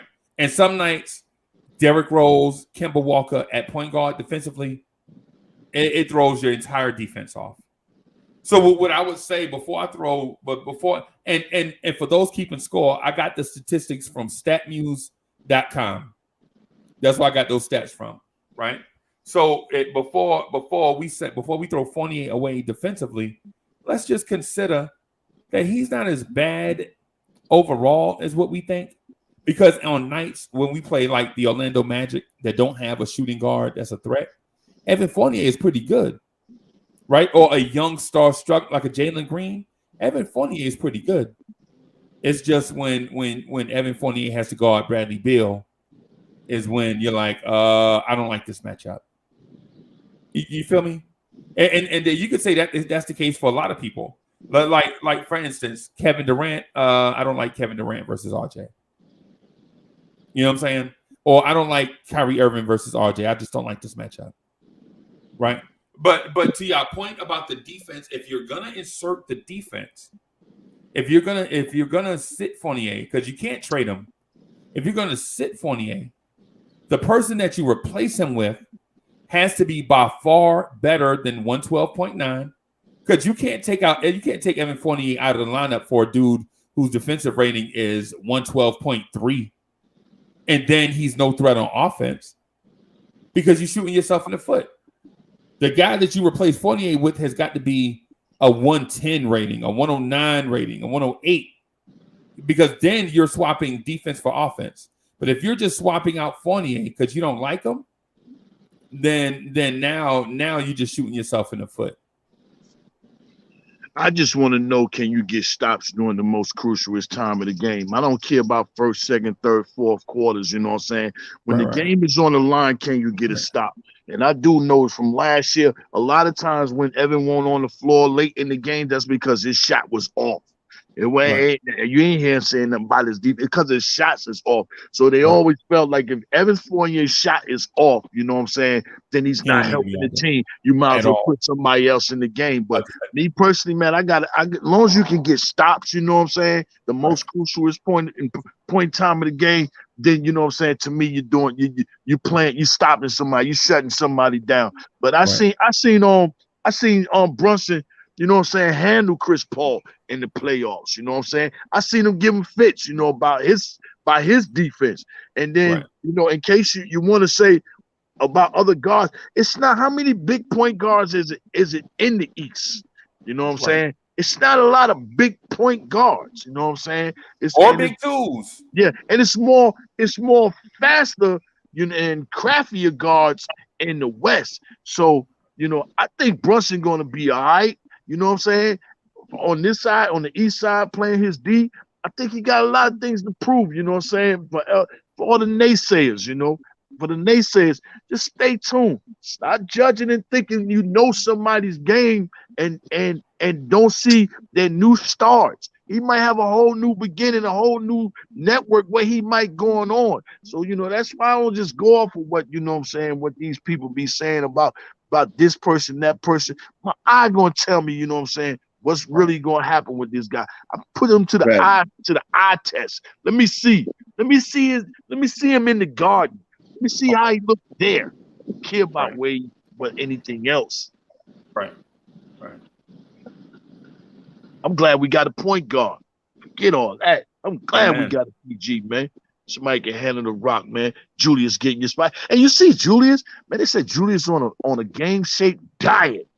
You know, lost weight. Already. Julius might be trying to play the 3. Put Obi at the 4. I don't know. Julius going, you know what? I think Julius get ready to apologize with his game this season. And if it ain't gonna be no apologies with his game because Because the same cats when his game was up hated him too. So like it's not that his game just need to be up because it's cats who's gonna hate him regardless. Like it doesn't matter. Mm-hmm. Okay. Well, hey, that's for them. You know, as long as you putting in work and I see it, you know, I'm all right with it. I can't judge by anybody else's feelings and everything, but I believe Julius get ready to come back and do some things this year. That's what I think. I'm with you.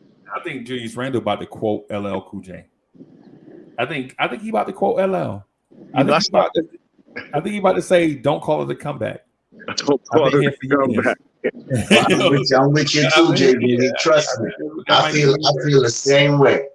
And shout out to my hip hop generation. Y'all know I quote hip hop all the time. I can't help it, man.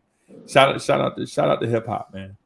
Shout out to hip hop. I don't want to just switch the subject, but I'll be real quick with it. I was watching something they was talking about, you know, rate your top fives. You have to go generational, which you probably have to do. But I don't like the fact when you get inside that 80s generation and you started talking about Rakim and Big Daddy Kane and KRS-One and Slick Rick and all this. Stop playing with me, man. Ain't none of them dudes seen L. None of them. None of them. L just had that energy. L just had that energy. He definitely was a top cat in the 80s, but really it was 90%. It was 90% energy though. 90%. Man, that man never in his life lost a battle. No. He the only one that killed 3 dudes on one record and ended their career, and don't nobody want to step to him in a versus. So why they don't mention that man? Stop it, man. And he the first rapper that ever played in a movie. Don't forget, you know what I'm saying? That movie, what's it, that football movie? What's that? Dang, what's the name? Nah, you know he was in Crush Groove. Before that. What's the name? Wildcat. You talking about Wildcat? Did he have a sitcom too before he entered the movies? When he was in there and he was rapping about when the lady was the female coach of the team. He was in there. Wow. Yeah, he was in there rapping about football. Goldie Hawn. Yeah. Goldie Hawn. Yeah. Goldie Hawn was the coach. I just hate when people be hating on L like that, man. Stop that, man. But nobody's hating on him though. Like nobody's hating by not adding somebody to a particular very finite list. That doesn't mean you hate them. That just means that they not good enough to get in that particular echelon. Or they underappreciated. I'm with Jay Boogie on this. And there ain't no such thing as it ain't good enough. If you're talking about rapidy rap. Come on, man. Like of the 80s, Coogee rap was definite. Come on, man. You can't. Hey, Free Keith, real quick because I'm going to put Jalen Brunson in the Hall of Fame, right? Right. I got a thing that I'm going to put Jalen Brunson in the Hall of Fame, right? But before I say that, man, let's shout out to Casanova Fly, Grandmaster Caz. Shout out to Melly Mel, right? Melly Mel said, "A child is born with no state of mind, blind to the ways of mankind. God's smiling on you, but he's frowning too, because only God knows what you'll go through." And this is 1983, right? This is 1983, bro. That's balls right there. Shout out to Corey Lee. Corey Lee says, "Thanks, Jay Boogie. Queens is in the building. Facts. Shout out to Queens." Look at y'all. Now y'all projected. That's right. Don't knock our projected. We the greatest that ever did it in all phases of the streets. We got all phases. We got the best rappers. We definitely got the best champ. We got the NBA champions in Queens. Okay. Don't nobody got no champions nowhere else. We got the champions. Artest, Lamar Odom. Yeah, them chips. Okay. You know what I'm saying? And don't let me run down that list of who. I could just start with Ja Rule. Running it. He ran it for 2 years. When anybody talking about the best to ever do it, ain't nobody ever talking about nobody from Queens, gangster. Maybe not. Maybe not. Maybe not. Maybe not. Tell me Ja Rule ain't hold it down for 2 straight years? Did you just say Ja Rule? Yeah, Yo, I man. went Turn low. this, That's light. turn this That's man's light. mic off, yo. That's light. That's light. Turn this That's light. man's mic off. Yeah, They but said only he we had can the turn Ja T-shirt. Rule. only You we didn't can say turn Ja our Rule. mics off. Only we can turn our mics off. Right. Remember, I started light. That was light. I ain't even give you no big names. Ja That was Rule? light. Come on, That's cuzzo. light. Come on, Yeah. cuzzo. Come Hey, on, Ja Rule. Hey, Free Keith, I got a thing I wanted to say to y'all, man. I think it's gonna sound like hyperbole, right? But I'm gonna say this, and it's gonna seem like I'm reaching, but I don't have to reach this Saturday morning. I could just go in here and go play with the dog if I Man, felt reach, like, you know what I'm man. saying? But here it is. I think Jalen Brunson is gonna be a multiple-time All-Star with the Knicks. Multiple time All-Stars. And I would agree with you. Frieza, so- I said to who's Mark, and he laughed at me. We talked about. I said I wouldn't be surprised if Jalen Brunson had that type of James Harden hidden in him. OKC, Houston Rockets switch where he was a baller and you've seen it, but when he had his own opportunity and he had the ball in his hands more, then it burst onto the scene. Right. You know, now I don't know who if it's that good, but I agree with you where I could see a world where because he was stuck behind Luka playing off ball and was just behind a ball dominant player, got to show less, and now he's with the Knicks and have the ball in his hands more, that he can be a multiple-time All-Star. Right. You know who else did that? A New York City legend did that. Yeah, I'm gonna say his name, and you're gonna be like, oh yeah. A dude named Rod Strickland did that. A dude named Rod Strickland played behind a out-of-shape Mark Jackson. Right? Y'all remember Mark Jackson kept showing up to camp 235, 240. Mark Jackson, how you 6'2", 240, Mark Jackson, showing up to camp? You 6'2", 240 during the muscle era when everybody was in shape. Mark Jackson showing up 240. Right? Right? And so what I'm getting at is this. What I'm getting at is this. It's possible that you could be talented behind somebody in another place. All you need is your shot. It's kind of like the first time I heard this song called Knick Knack Paddywhack by EPMD. I knew EPMD was dope, but I was like, yo, who is this kid K Solo? Why do they keep hyping him up? And then I heard his verse. Yeah, I was like, okay, so you can be talented, right? And just need a shot, right? And I think Brunson is talented and just need a shot. Yo, Joe, hey, yo, I'm gonna go grab a cup of coffee. I'll be right back. Corey Lee, thank you for the generous contribution. Corey Lee says facts. And Corey Lee also says, thanks, Jay Boogie. Queens is in the building. Facts. Hey, Keith, watch out, man. Watch out, man. Desert Storm, baby. Man, Brooklyn letting y'all live, man. You talking about... Yo, even Michael Jordan was born in Brooklyn, man. Come on, stop it. Hold on. And so Paris says, Vertical Monster Sims had Kaminga in rim jail. Bim. Yeah, man. Yeah, I heard somebody say earlier that Kuminga came had something to prove. yeah. He was like Fu Schnickens. He had something to prove. And so did Sims. Yeah, but Sims did look like man among boys out there, though. Yeah, man. Hey, I'm gonna grab this. I'm gonna grab a cup of coffee. I'll be right back, y'all. Sims might be the next Obi what we're talking about in a year or two. We're talking about Mitch and Isaiah Hartenstein and being like, yo, we need to move these dudes so we can get Sims minutes. Well, that's good problems to have. I know, right? It's impressive. Like we talk about, people don't notice outside of the Knicks organization, or people like fans of the Knicks don't notice how well the Knicks have drafted. When you look at the numbers where they drafted once in the lottery, which was Obi, and then the rest of them were all in the 20s and the early second and late second rounders, and they hit on most of them. Most of them look like at least NBA rotation players at the very minimum. Y'all make fun of Leon and how he moves in the draft, but that man, it may not have been the picks that individual fans might have wanted, and pick this person, he's better. Well, I don't know why. But there has not been a bust yet among them. Any of the picks, even the ones sitting over in Europe, not a bust among any of the picks, and we've left every draft with more draft capital.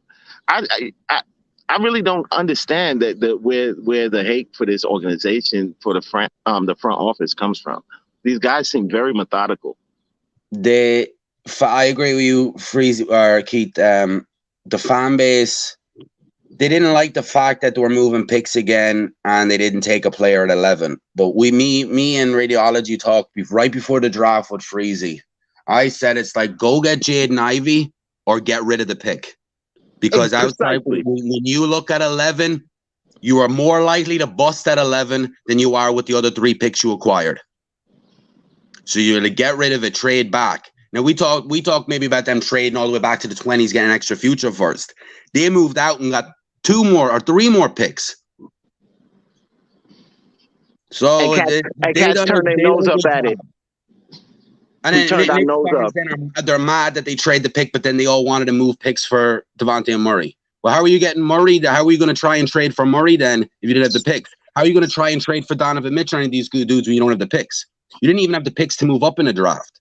And that's what I think they noticed. They're like, all right, we need to get our young guys we have more minutes to show that they're assets, and we need to get more picks.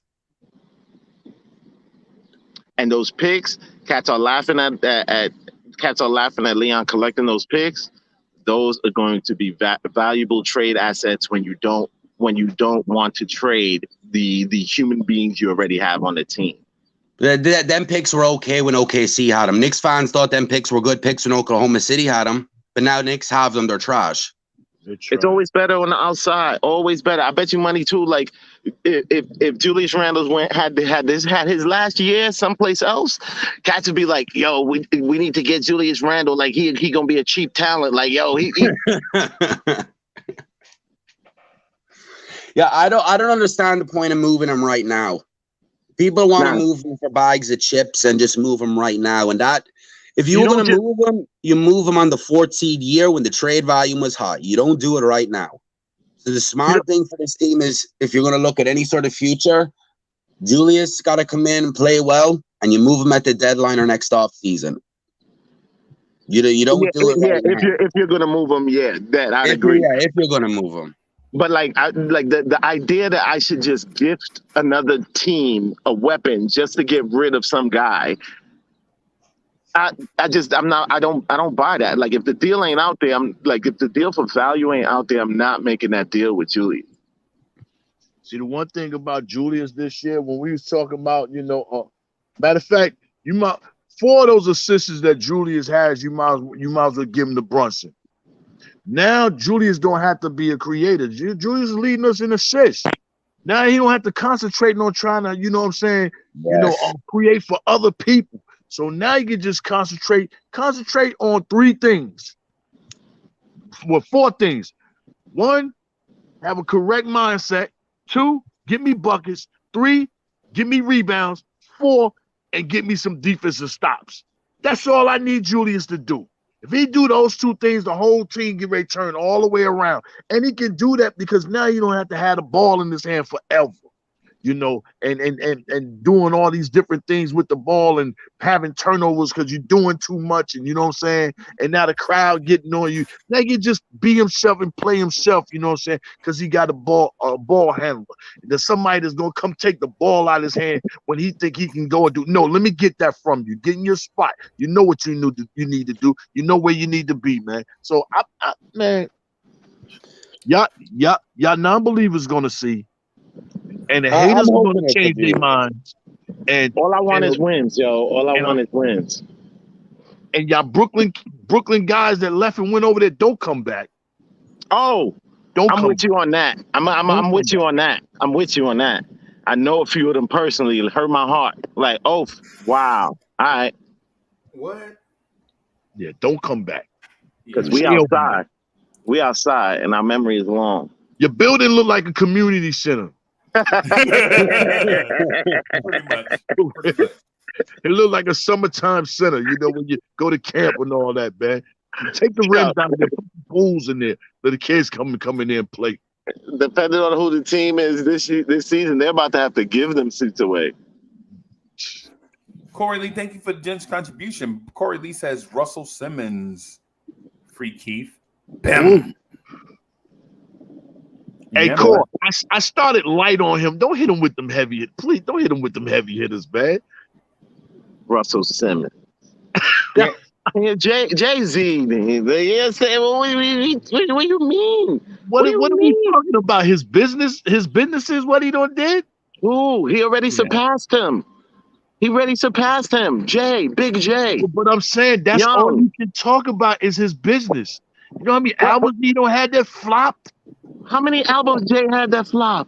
How You many know what? albums Jay had that flop? I'm not going to change the narrative. I hope you don't think. Okay, now you, but you like made that.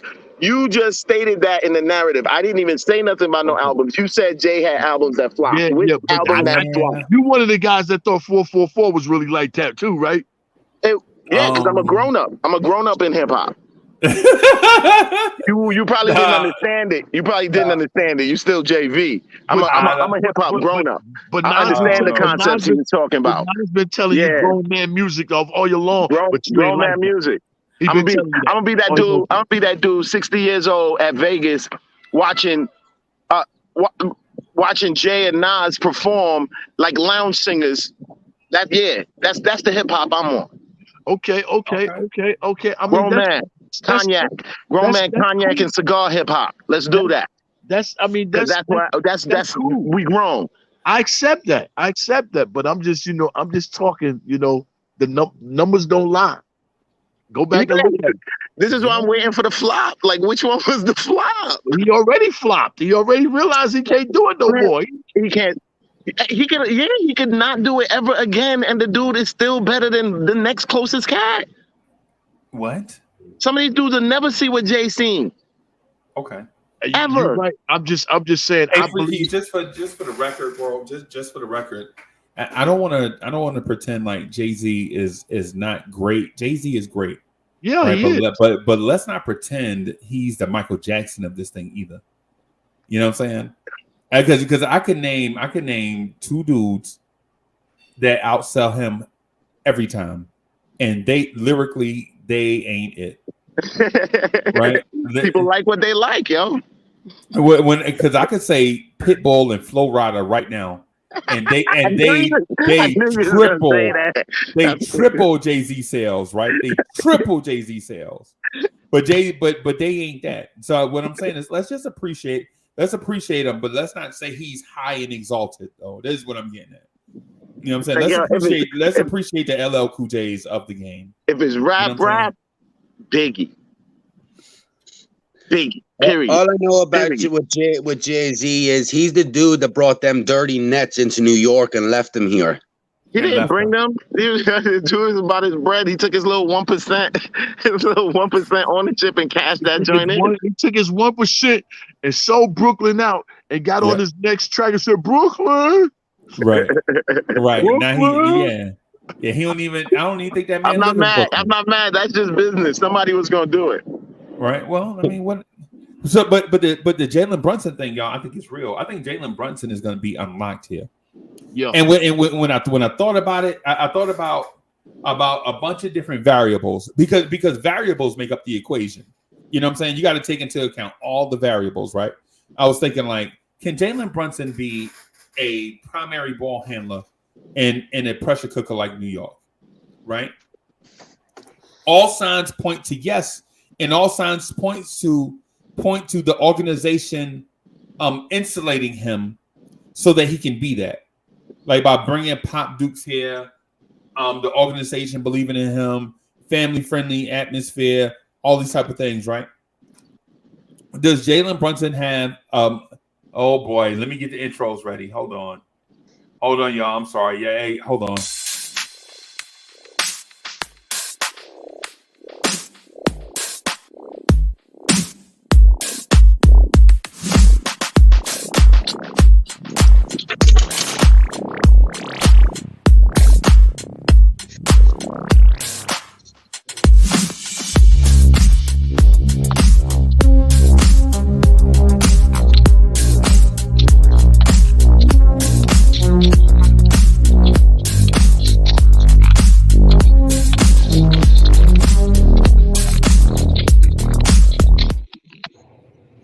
You. Salute.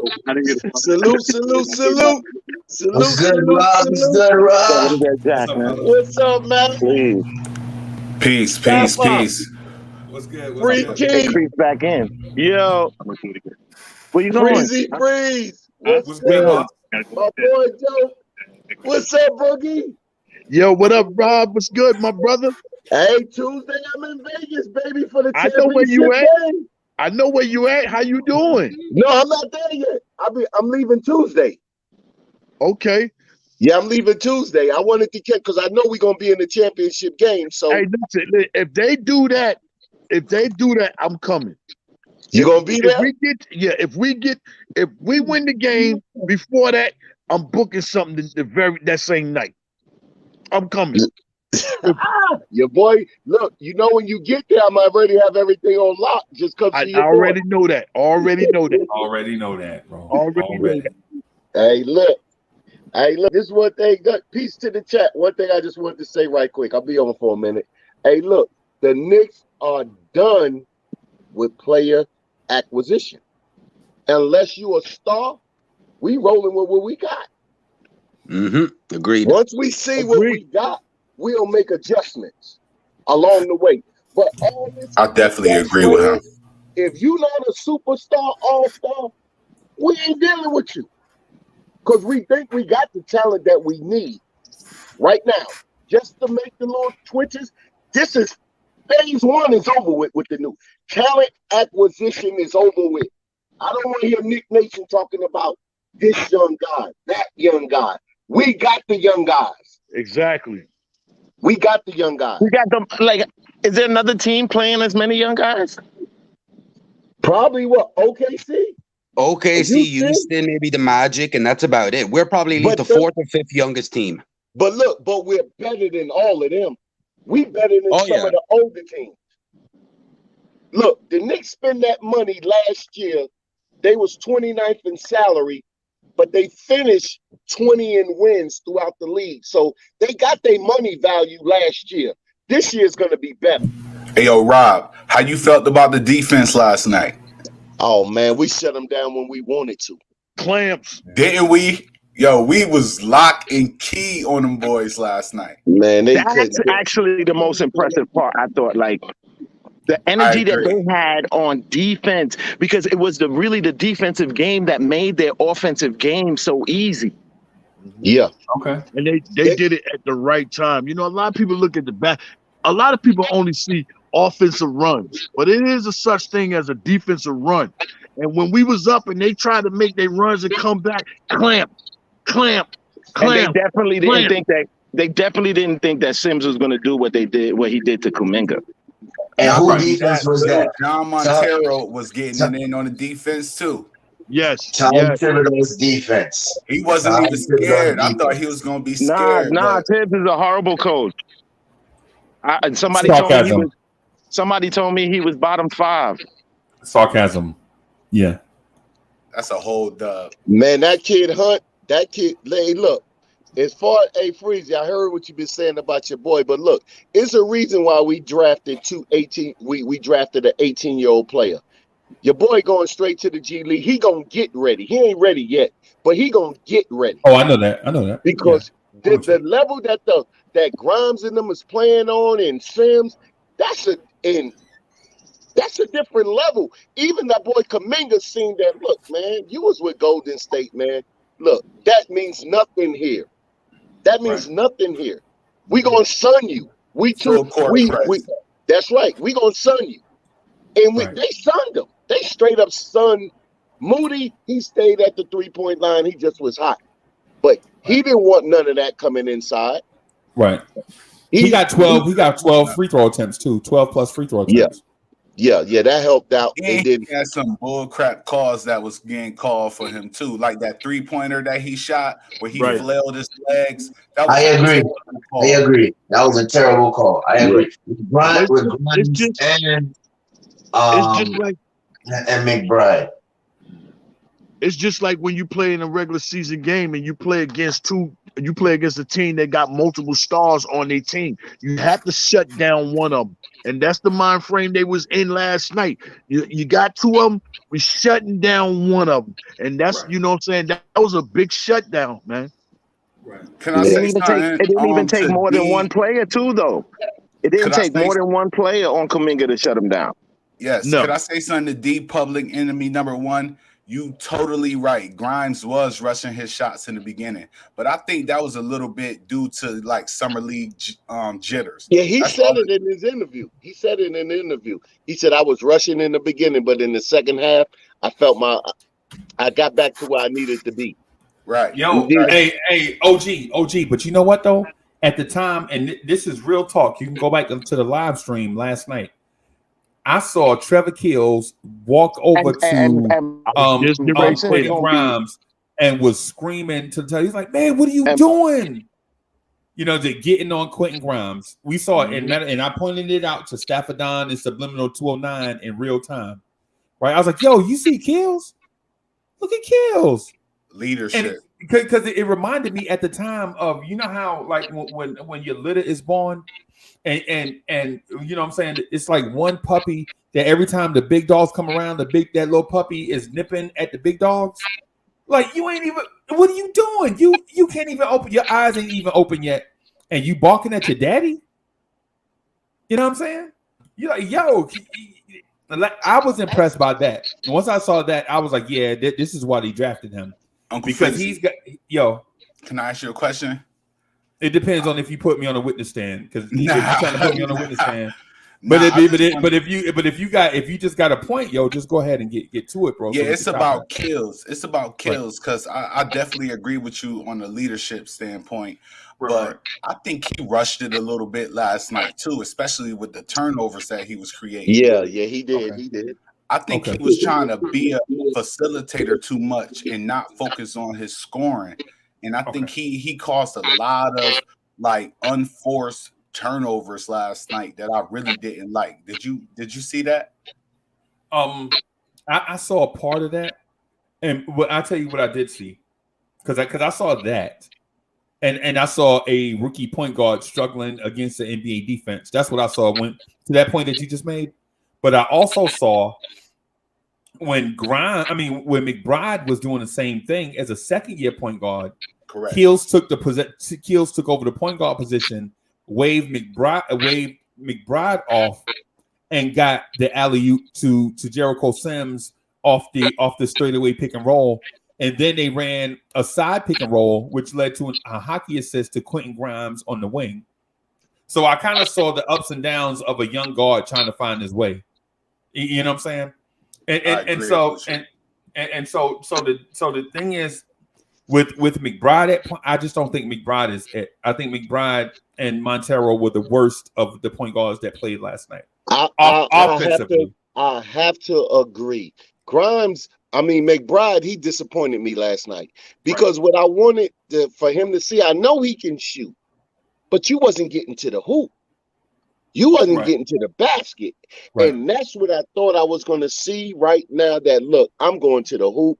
I know you got a shot, but you didn't do the things that I needed necessarily for me to see from you. Right. Grimes straightened it out in the second half. He got to back 8 assists, 24 points. He got back to what he was doing. 8 for 21 from the field. He got back to what he was doing. But what Grimes, what McBride was doing, he was looking suspect out there. Right.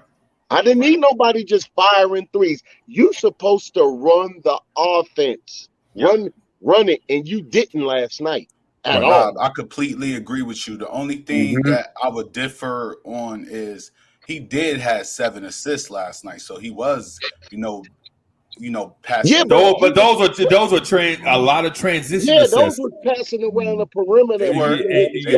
Transition assists. Right. Those were the Elfrid Payton assists, is what I call them. Yeah, those were.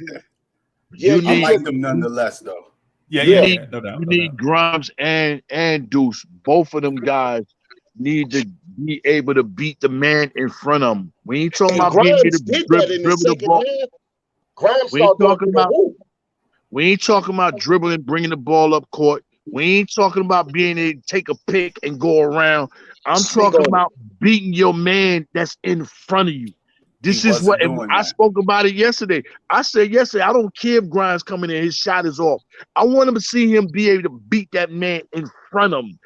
Eliminate your jumper. That's what he needed to be working on. And that's And the he same couldn't do thing it. Deuce needed to be working on. Beating your man in front of you and getting to that rack. We know you both of y'all can shoot, but you're gonna be able to put more pressure on the defense if you can beat that man that's in front of you off the dribble, off the Speak bounce, on it. without a pick. Right. That's And right. you don't have to do it with straight line speed. That's the misnomer. You Mhm. if you learn craftiness. Deception. Right. It's how Mark Jackson.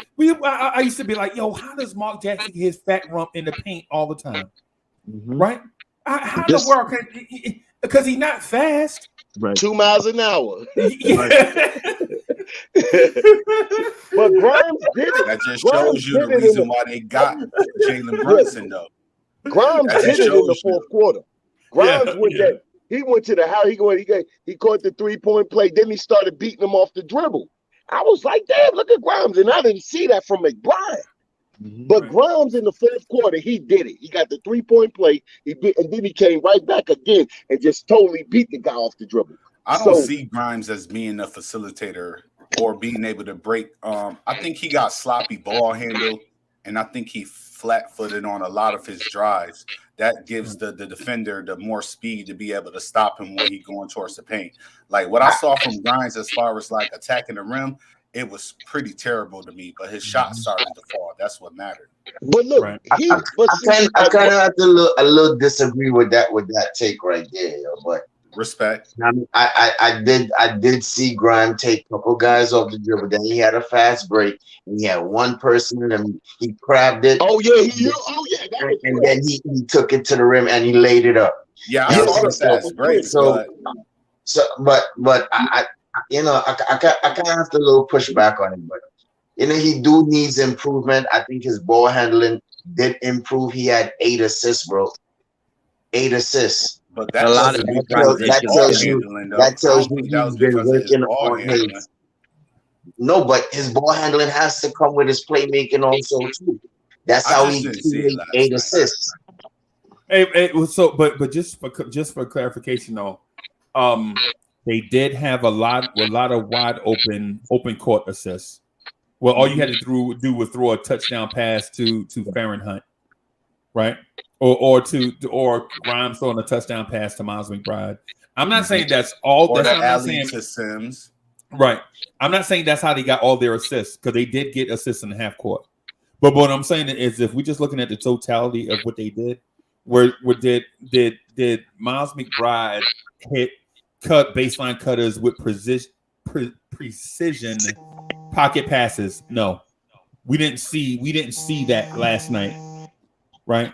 Now, did we see Grimes and McBride play unselfish for a lot of the game? Yes. It's like, give up the ball, and if it's the right shot, it'll come back to you. You know what I'm saying? It's like, Pat, give it up, and if your shot is meant to be, you'll get the ball back, right? But I overall, I think both played okay, right? McBride though is showing us that he's a lot further away from being a pure point guard than what we anticipated. Is he a good NBA player? Yes, I think he is. And I honestly think he is probably going to be.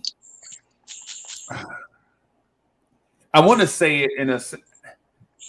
I think Trevor Keels and Miles McBride is probably a backcourt tandem, and the reason being is because Trevor Keels can facilitate, and Miles McBride can play off the ball and play point guard sometimes. Like if you play those two together, they'll be, they could help facilitate an offense. You know what I'm saying? But having Miles McBride be the primary ball handler, I think that's a disaster waiting to happen. Right? Yeah, but we also got to look at it like this. It's just year 2. We in development stage. Let these boys develop. We know what his skill set is right now. Okay, Grimes it's certain things in year 1. Okay, you got to get better at these things if you want to be in the NBA. Right now, we can honestly say, not ready. Not ready. You have to. That's it. But not to. But we can't say this is not going to never happen. That's not what we're saying. All right. Let's get ready. You also in time. We're just saying he'll be ready in time, just not right now. In time. Right. Because now you got to develop your game. That's true facts. But you don't go to the G League and kill down there and then come to the summer league and act like you don't know what's going on. Yeah, because in the G League, if you watched him in the G League, when he was putting up those points, he was killing them from 3. He was killing, but the thing that he needs to work on is getting to the cup. He gonna kill him regardless. If you leave him open, he gonna shoot. He gonna get you 20. What we need him to do, we need him to be able to get to the cup. If you want to be a valuable member of this team, that may work at another team. But what we need from you to do is to develop getting to the basket. We already know, like you said, J-Bull, we already know what you can do. You and Grimes, we already know y'all can shoot. But we in development stage now. So you got to develop in front of our eyes. I'm looking at every player different. If you're not working on your weaknesses when I see you from year to year, you might be the one I'm getting up out of here. Right. You might be the one in the trade package. Paris Douglas. That's right. You're in the trade package. Paris Douglas says McBride don't play that way. He plays carefully. I get it. I get that. McBride running an offense reminds us of Trey Burke. Right. Yeah, I remember Trey Burke. Trey Burke was like a mid-range three-point shooter. With all his speed and quickness, he couldn't get to the basket, right? And he wasn't big and strong enough to bully people offensively, right? It's just, you know, it's like that Trey Burke type of thing. Like he could get his own if he wants to, but NBA basketball as a starting point guard, a heavy rotation point guard is not about getting your own all the time, right? You know what I'm saying? You got to get others involved, right? And if you can't do that, then you're a dime a dozen, right? That's just what it, because there's a lot of people out there that can score. A lot of people out there that can score. Right. Okay. And so, so if that's the case, why do we need a 6 foot tall guy? Right. When we can go get a 6'7" guy that can do the same thing. So, but yeah, man, I feel you. And thank you for that generous contribution, Paris Douglas. We appreciate you, bro. Hey, I'm just going to say one little quick thing. I'm going to jump off. It's brunch time. We get ready to eat now. But I always thought development was off the court. And then when you get on the court, you show what you develop. So if you still on the court and you developing, then you didn't do anything you're supposed to do off the court to get your game ready to get on the court. Yeah, hey, Boog, you 100% right. But look, guess what they need to know? Nick Brass is watching because now we evaluating what you did off court. Mm-hmm. Now we're evaluating your off season is under evaluation because now we're looking at you to see, do you belong on this team? We drafted you. We gave you a shot. Now you need to show it's game 1. I ain't tripping on nobody. Right. No, we ain't because they're gonna be out there 10 days. Right. Let me see in game 2 that you notice what you did and what you worked on, and then look, we know you can shoot. Now let me see you get to the hoop. You turn the ball over, that's okay, but long as you turning it over, going to the hoop. Right. That's what's up. I ain't going for nothing else. My young players, I'm gonna be hard on. I'm looking at them. Mm-hmm. It was times in the game where you could see that Jericho put his presence down. You felt his presence in the game. Yeah. Right. You know, they all had them little stretches as our first year players. And that kid, Hunt, he out the hunt. Everybody better be worried about him. And that's what I was saying. I've been saying it since April. Bro. He's 23. Right. Look, his mindset is different than the 21-year-old. Yep. He out the hunt. Look, he could put the ball on the floor. He could score at the rim. Hey, I'm saying everybody is under evaluation. Nobody, as far as I'm concerned right now, the New York Knicks deserves a max contract. Nobody. Do you see if we want to get to that level, level of playing championship ball, No. Earn what you got. If we got to take you to the 5th year like we did Mitch, we gonna pay you. You know what I'm saying? But you gonna show us. If it takes you to fill out your contract before we pay you, guess what? Because we ain't stupid. Right. I think Hunt is gonna if Hunt performs 2 or 3 more times like he did yesterday, I think he makes the roster. Right. Yep. But I don't think on a 2-way either. No, not on the 2-way. No. They'll get 12, that. They'll 13, get 9, like 1 or 2 year deal. Yeah. They're like Sims got, right? Like Sims got. Yeah. I can see that. Yeah. But you don't see Cam in him? No. Cam Reddish is easy 7 times better than Farron Hunt. Wow. Hey, look, is that true when I heard that Washington snatched up Taj? Yep. Yeah. Sure, once he cleared waivers. He didn't even get through halfway through waivers. Once the wall got to walk, because doesn't it go from like the same lottery order? When you're doing waivers. So he got to Washington. Yeah. He didn't last long waivers too long. He didn't need waivers because his contract wasn't guaranteed. Once you let him go, any team could have snatched him. Yeah, he had to go through waivers first, and Washington took him up through waivers on that 1.7 million or on that $5 million contract. But look, what I'm saying is this here, Joe. Look, his contract wasn't guaranteed, so anybody could have snatched him. Once he hit waivers, it wasn't like you had to wait for the contract to clear because his contract wasn't guaranteed. That's how come he got snatched up so quick. Yeah, I think Washington were offering him. The Knicks said that they wanted him back on a smaller deal, but with all the bigs that are in front of him, with Sims, with Mitch, and all these, he wanted a bigger role. I think Washington were going to give him a bigger role backing up Porzingis. Because didn't they lose Thomas Bryant to the Lakers? Yeah, their backup big. So yeah, that's kind of why I think. Okay, yeah, but look, man, good 2 years building up our young players. Taj, you get all my respect. Yeah, man. But hey, look, we moving on from a lot of different things, man. We moving on. We in player development, and the front office is watching to see if you belong. Right. Yeah, I don't understand Knicks fans. Yeah, I see it on them complaining, and it's just, I think it's just looking for reasons to complain because we got rid of all the older players. Our oldest dude is Derrick Rose. He's the only player over the age of 30. The next guy is Fournier at 27. Then you have Randall, and everybody else is under 25. Right. Like if they're going into not a regular, like an old-fashioned rebuild, breaking it down, but they're going into some sort of rebuild, and that's what Knicks fans want. But yet they're still complaining. I see them on Twitter being, why is Fournier not gone yet? Why is Randall not gone yet?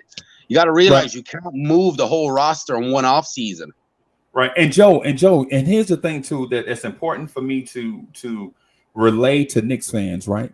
Because Knicks fans don't get it. Some of them don't. And we all get it to varying degrees, right? In a rebuild, you don't need to tank. You don't, right? In a rebuild, all you need to do is find quality talent. Like this kid, Farron Hunt. We didn't draft him in the lottery, right? Is he going to be a quality NBA player? Yes. And you know what he needed? He needed the Knicks organization, and we needed him. And sometimes that's all you need for both sides to flourish. We needed a energetic 6'8" small forward that was hungry, had the dog in him, that was in survival mode, right? And Farron Hunt needed an organization that could just give him a chance, right? And an organization that's not real young because he's 23, but know where they're going. The Knicks got a direction and he fits. Right, that man fits, Freezy. He fits. Right. I saw it. And he gonna push RJ. He gonna push Cam. Look, play if you want to. He out the hunt. Right. And the thing is, we have diamonds already. We have diamonds already in RJ and Cam Reddish, right? But you also need that player you also need that entity that's gonna polish your diamonds, right? And I don't need to go all these with analogies and all that stuff. But in order for you to have bright, shiny diamonds, you also need that thing that puts pressure on them, and then also that friction that turns them into that thing, that bright polished diamond. I don't have to get into the analogies because y'all know what I'm talking about. Hey, look, a coal is diamonds. A black coal rock is diamond. When you put enough pressure on it, a coal turns into a diamond. But that pressure right now, we got pressure and time. That's pressure right. and time. Pressure and time. Yep. That's the one thing, OG, that's the one thing we forget about. We love the pressure, but we forget about time. That's right. Give these kids some time to develop. That's right. Yeah, pressure, man. That's right. Pressure also busts pipes. We seen that with Julius. And then we can't even say that we seen it with Julius. All we can say that Julius blew a gasket last year because the year before he didn't. Right. Right. So hey, Corey now, Lee. Oh, I'm sorry. Go ahead, bro. He has to get back to being what he gave us. If not, you under evaluation. Right. You can get up out of here. Here's my And I think the fourth seed, he had a point guard. Like, we had no point guard last year. He had Alec Burks trying to get him the ball. Another guy, good shooter, but can't get to the cup. Right. Right. So that's the thing. Like, I'm half and half of Julius. Like, yeah, Julius, I'm in Julius's biggest fan, but I bought in a little bit more because he is a Knick and what we seen last year. And I did see last year there was a lot of stuff with the organization. They let him down by trying to give him too much. They gave him the money and they gave him an older point guard that's not going to stay healthy. And when he went down and the other one went down, they had nobody else to go with him. They had him doing too much. Right. So I think with them bringing in Brunson's is saying, okay, we're going to need to give Randall another shot. But this is the year to see what Randall is. Because if Randall can come back at least half of what he was, the fourth seed, then you try and keep him and build off of that. But if he doesn't, then it's time to move him. But I do think a part of Randall's game was the lack of point guard play. Because you said it, Freezy. Our point guard play was terrible. Terrible. Hey, Joe, half of what Randall was and the fourth seed was last year. That was half of Randall last year. We seen half of Randall. Half of Randall is not acceptable. No, what I'm saying is, I thought his more of what we've seen in like New Orleans, Randall, where he was more of a team player and was less usage, to where it's now he's the star player and the ball in his hands a lot more, so he's less efficient. He's asked to do way too much. Randall's a good ball player. The Knicks are just put him in the situation where he's meant to be the guy, but he's not the guy. Right. Is he a but good somebody, when you don't got the guy, somebody got to be the guy. Right. And that's where RJ Barrett needs to step up, because he's your dude. He's about to get close to a max. He's your third overall pick. He's here for year 4. He's the guy that's meant to make that step. So he's the dude that needs to step up for that. Because he's not next year, the year after, if Julius is still on the team and he gets his $30 million, he's going to be making more money than Julius. So therefore, he's your dude. Yo, let me say this real quick. Hey, y'all, listen. Hey, when these super chats pop up, man, I'm gonna ask y'all to take a pause so we can address the super chats. No problem. I don't care. Y'all go ahead and rock all y'all want, man. But when these super chats come up, man, we just got to make sure that you know what I'm saying, we respect it, respect that process, man, on how that thing go. And so Corey Lee says Hunt puts Cam on notice, and Corey Lee says, "Yo, you hit the nail right on the head about Hunt." Yeah. It's one of these things, guys, where I think we get so infatuated with first round picks that we forget that it don't matter how many first round picks you get. If the guy making the selections is trash, we're going to wind up with a lot of busts, right? So what you want to do is get smart basketball minds in here. I have no doubt that Walt Perrin had something to do with Farron Hunt. No doubt. I have no doubt that Walt Perrin had something to do with Farron Hunt coming in the door, right? I have no doubt that Walt Perrin had something to do with Trevor Keels, the Trevor Keels selection. Are they ready? Nah, they need time. But remember, these dudes are under 25, right? We won't be ready to win a championship till these dudes get 26, 27 years old. Our timeline says we have time for them to develop, because the front office just shifted the timeline back 5-7 years, moving half of these guys. So there's time. Like if we still had Burks and Noel, and you'd be like, all right, they're trying to win a little bit. They're like, I'm not saying like they're not trying to win, but they're more at the right now. It's where we'll see what happens. We win games, great. We lose games, great. They're happy either way. And now we have the time with Hunt and these guys to see if they can develop. But with the older guys here, that wasn't the case. So I think it makes it a lot just easier now to be patient, because the front office is showing that they're going to be patient. Freezy, let me say this to Joe right quick. Joe, look, this is what the analogy was this is what I said in the beginning of the season. And everybody can testify and they can verify what I'm getting ready to tell you. You wasn't on then, but this is what I say.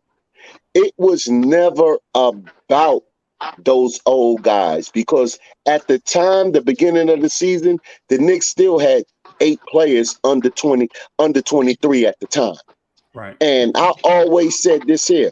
We had to peel back the layers. The New York product had to put something on the floor. That's why these guys wasn't signed to those type of contracts. It was never about them. It was always about what you see right now. The growth of these players, they was growing under the layer of those veterans that was out there. That's how come the landscape of the Knicks changed so quick. Over a couple months, all they did was remove a layer. Now you've seen what you grown through the draft, which was always there. The Knicks ain't just pop up last year and draft 5 players and say you was on the team. You can go back 2 to 3 years and these players been on this team. Now it's time for them to play. So that's why those contracts was not structured like that. The Knicks, this was always division. Okay. Nick Nation didn't see it, but I called this out a long time ago that this was division. Now you're getting ready to see it. The Knicks front office did not change anything that they was not already doing. They just removed a layer, because the New York market is not like OKC. You can't put 5 19-year-old, 20 years old on the floor in New York and think that's going to fly. They want to see a type of competitive basketball. And that's what they gave them until this got ready. Now this is ready. Now the pie is coming out the oven. Okay. And we ain't even get a taste yet because it's too hot right now. Right. Yeah. And I do believe like they had a plan, a youth movement early, and I think the 4th seed, like that's where people are like, oh, but why didn't they rebuild from the beginning? It's like they went that way. The team was too good to make the 4th seed. So you can't then tear the team down after making the 4th seed in the first round of the playoffs and go into a rebuild. So they had to kind of run last year back and see what happened. The Joe, only reason why they ran last year back is because of this. Hold on, let me ask Joe a question right quick, because I want to go back to earlier what you said about the Knicks fans complaining about Julius and Evan Fournier. I just want to ask you just one thing. Are you in support of moving Fournier because it won't be a good fit for him being on the starting lineup with Brunson?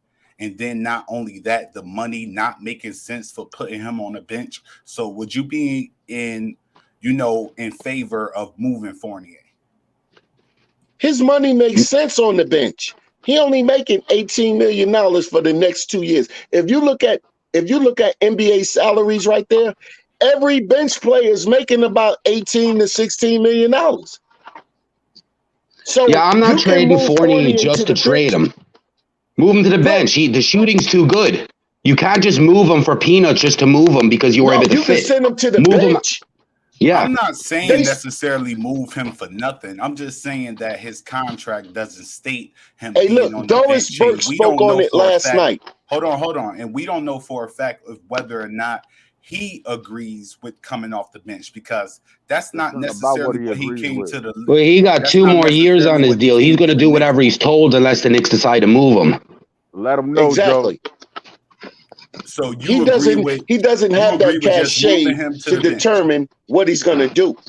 He's not that guy to even have that. He's going to move, and he's going to be to the bench. If the Knicks decide to move him to the bench, which I think they're probably going to do, and they're going to put Grimes there next, because you have to have a defender up there.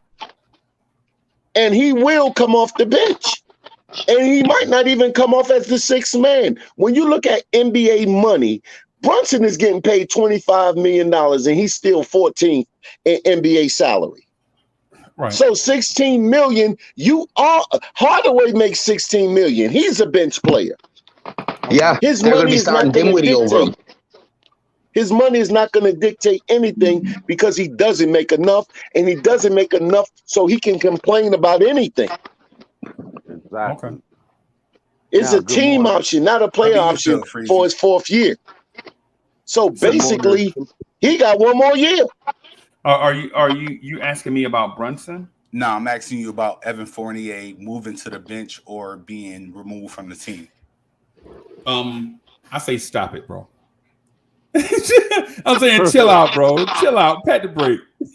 And I'm saying because and the reason why I'm saying that, the reason why I'm saying it is because, for one, NBA teams don't win playing all kids. First of all. All right. Secondly, and most importantly, every offense needs balance, right? In order for your Spanish pick and roll to work, you need a threat of a knockdown 3-point shooter on the floor, right? And so the thing is with the Knicks is Evan Fournier is a part of the young kids' development. You got to have veterans on the floor to help these kids develop, because if you run out there with all kids, who are the kids going to learn from? The kids can't learn from the kids. You know what I'm saying? So what you want to do is you got to have Evan Fournier on the floor, right? And he may not talk to or speak directly to the kids, like, in this situation, you do this.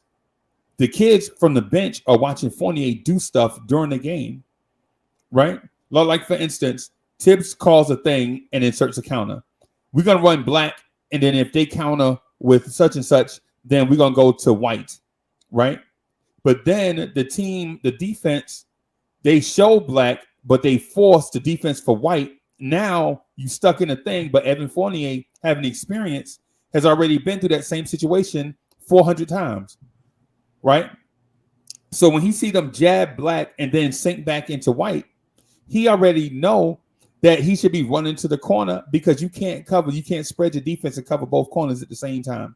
So without compromising the keeping middle. him on the starting lineup. It reaffirms it reaffirms what you said about a couple of days ago about having a squad leader, platoon sergeant, and learning from leaders.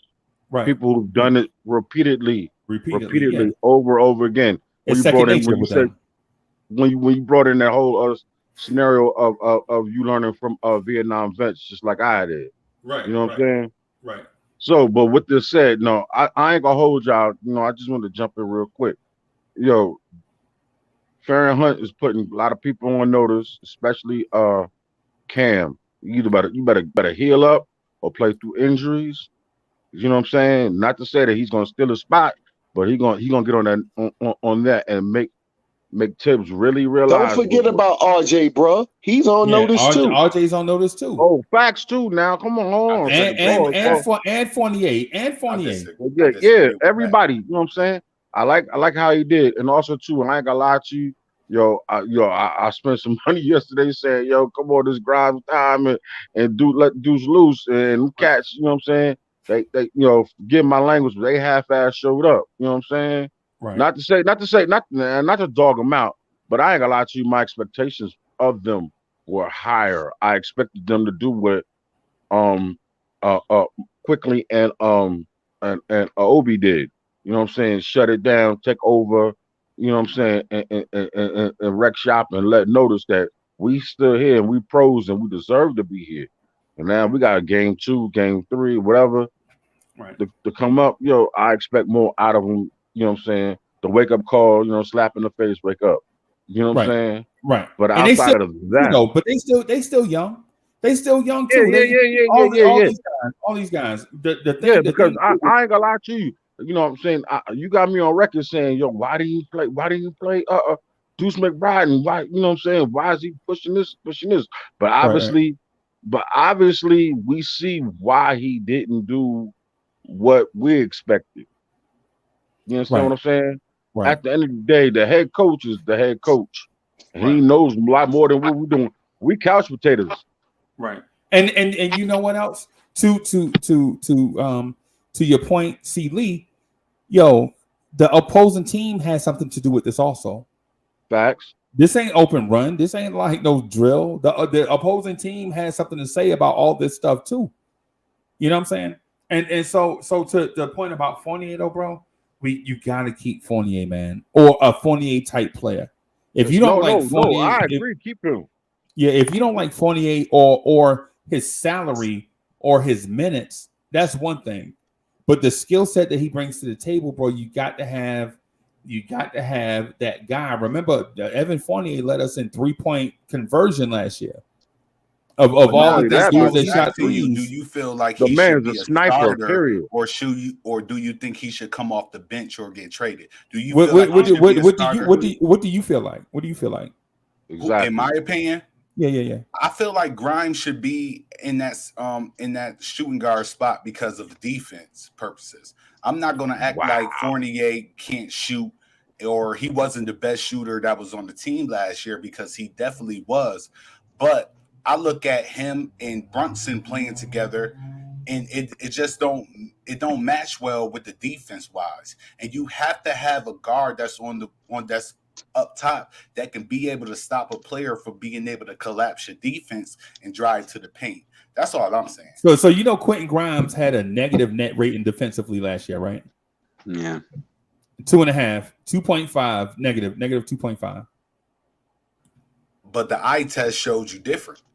But yeah, and every mall in America has an optometrist because people fail the eye test every day.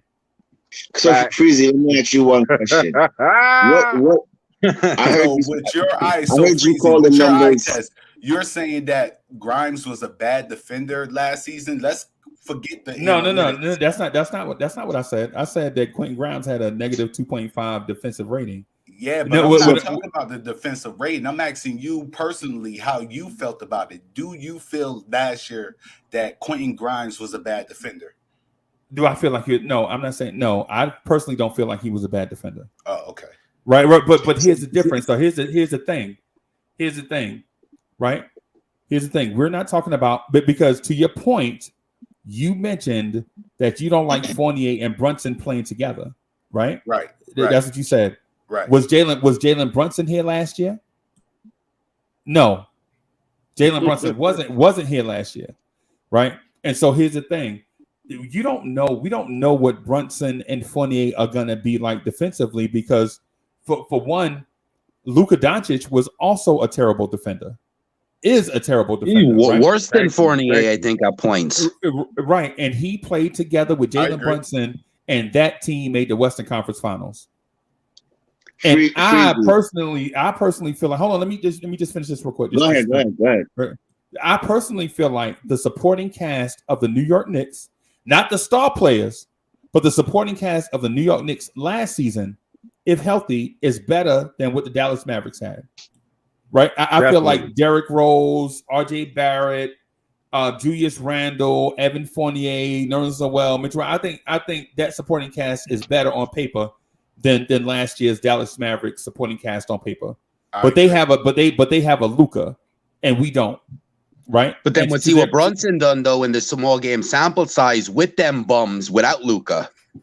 So that's why I do think he can do a lot more with the better talent around here. It's just how does he play off of these guys and how do they play off of him? That's the thing. And I think he'll be able to play off of these guys because the way he was able to learn how to play off of Luka.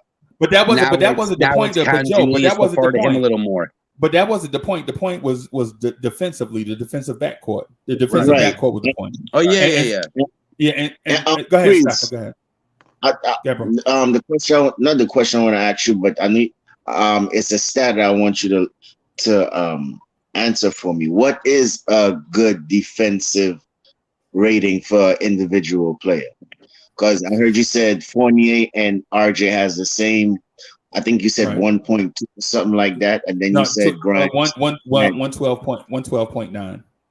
Right, and then I heard you say Grimes got 2 point something. So what is considered good?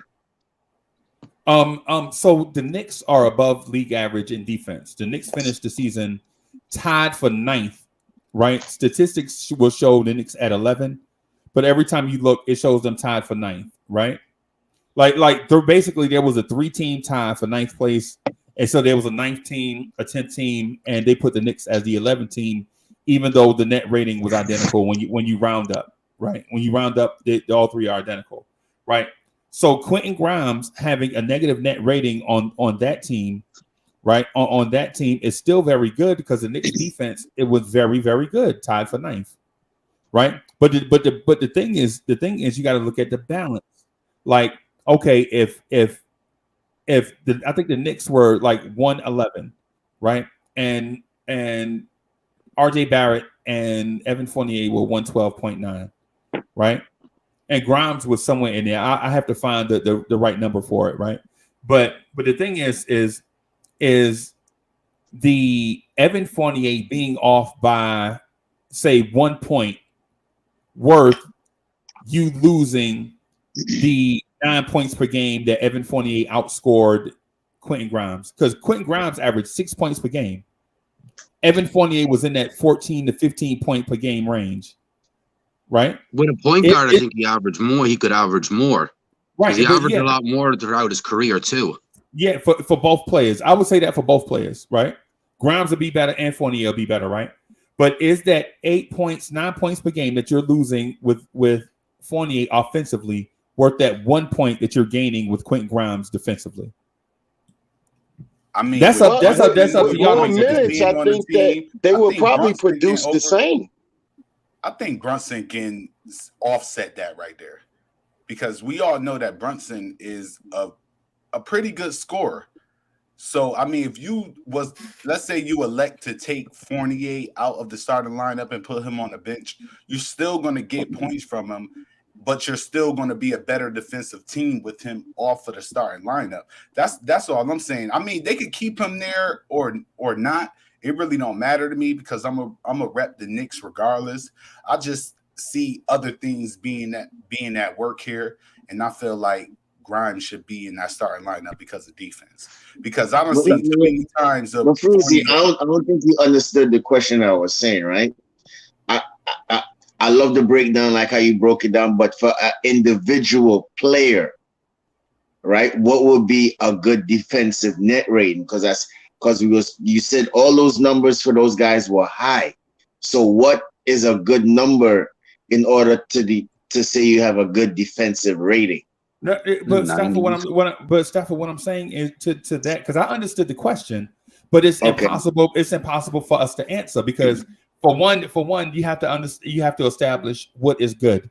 So is good being in the top 10, or is good being number 1? And you didn't say that. You said, what is, what I'm saying? So what I'm saying. Also, too, Freezy, it's about minutes on the floor too. That establishes what your point is. You know what I'm saying? He didn't get the kind of type of minutes that Fournier got, or anybody who's a starter got. Exactly. That explains it all to some degree. Excuse me. All right. So let me ask you this, right? What's his name in Boston? He got the defensive player of the year, right? So what was his individual defensive net rating? Good question. So I don't know. So okay. So for one, let me ask you this: are you comparing Quentin Grimes to Marcus Smart? No, we trying to figure out what the rating is for the best. Okay. All right. So because we have to clarify, right? Because what I'm saying is are we saying he's Marcus Smart, or are we saying Marcus Smart is the gold standard? He's the gold standard. So okay. Right now. Right. Because he won the defensive player of the year. So let's see where he is at. What's his rating?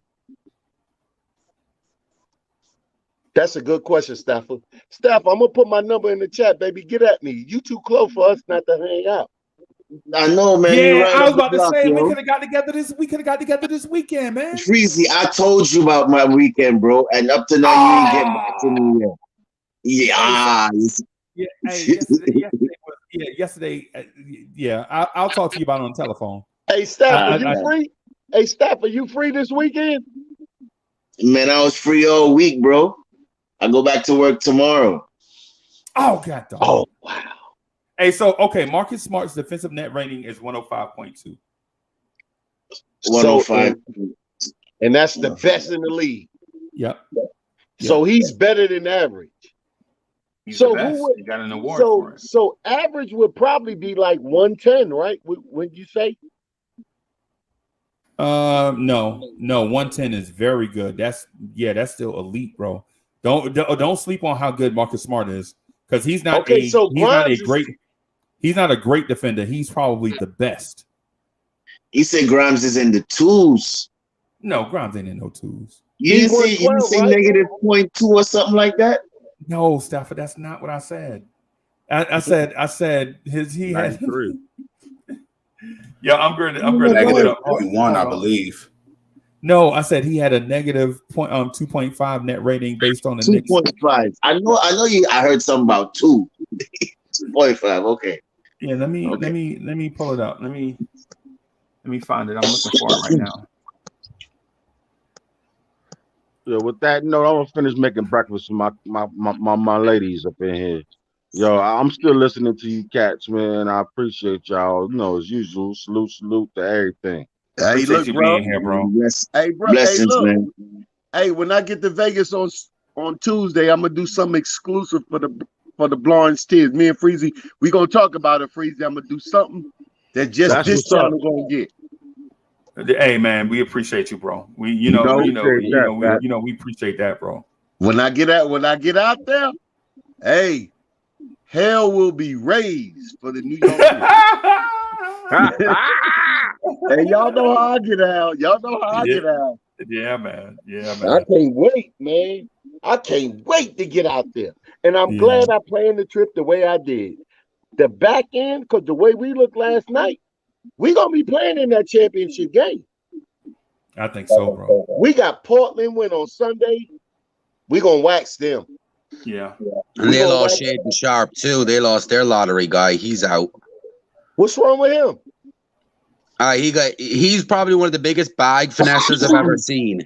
He hid from college to make sure he was a lottery pick, got a lottery pick, and get hurt 2 seconds into his first game. Why he ain't playing in the summer league? I came out there. He got hurt his first 2 seconds. He was barely on the court a minute and he went out. What happened? Something to do with his knee or a leg or something. Damn. Hey, man.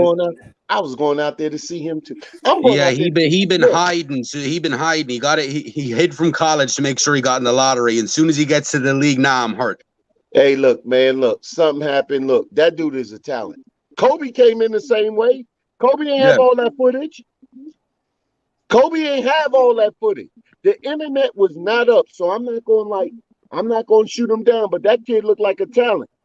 Right. If he was there at 11, I would have been. Oh, they would have took him 100%. Yeah, man. Hey, so I got something for y'all. Y'all gonna be surprised. I'm surprised by it too. I'm surprised by it too. So this is for our guy, OUA Knicks pod, right? So Marcus Smart's defensive rating is 105.2, right? Right. Hey, shout out to Corey Lee. Corey Lee says facts. Thank you for the super chat. So guess what Quentin Grimes' defensive rating is? Take a wild guess. 107. This is only for OU and Knicks podcast. This is just for him, just for you, bro. I have no idea, man. Go ahead, just let me know. Say a number. Just say a number. 107. Right, I'll go with Rob. 107. Wrong. 108. 114. 0.30. Wrong. No, his defensive rating is 105. Ooh. What? So Quentin Grimes' defensive rating is lower than Marcus Smart. He's a better defender than the defensive player of the year. So let me do this. Let me do this real quick. Y'all bear with me. Yo, so my apologies to OU and Knicks pod, right, about the Quentin Grimes thing.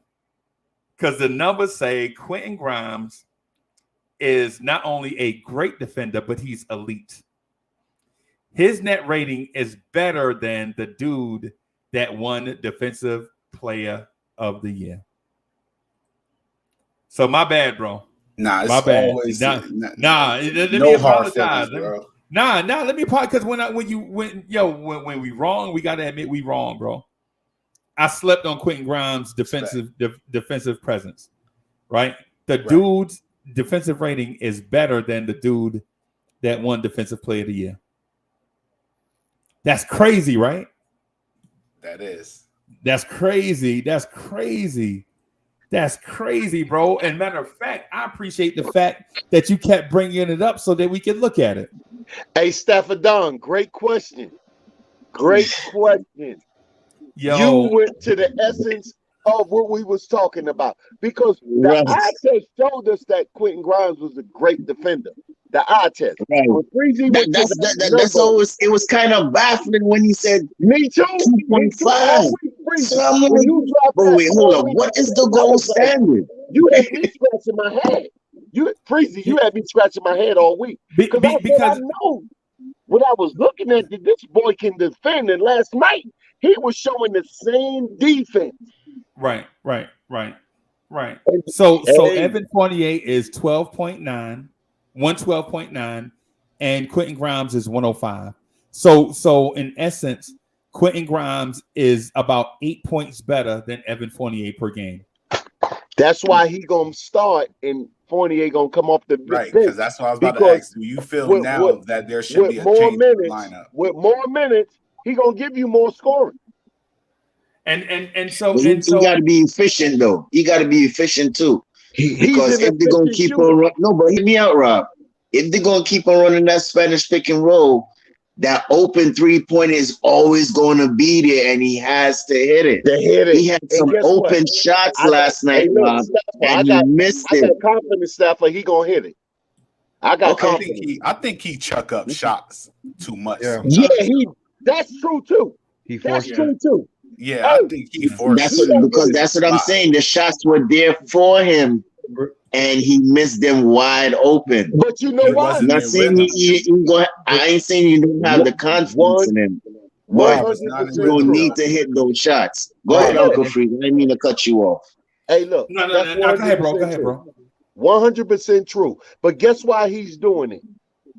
Once you get established in the lead and you can do that, that's the difference between him and Fournier. Fournier established, he gonna get those shots like that.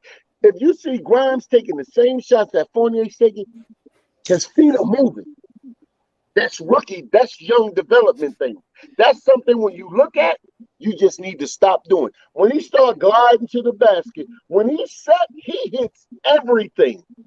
But when he's rushing, like we all say, when that man is rushing, his feet is moving and he's missing the shot. He tried to take a side step 3 yesterday because I think that he wanted to get to 25 points. He took that side step 3, and I already knew that it was straight garbage. You're not ready for that yet. Yeah. Do what you can do, but young players tend to do that. He rushes shot. I can literally look at this man when he take a shot and know if it's going in or not.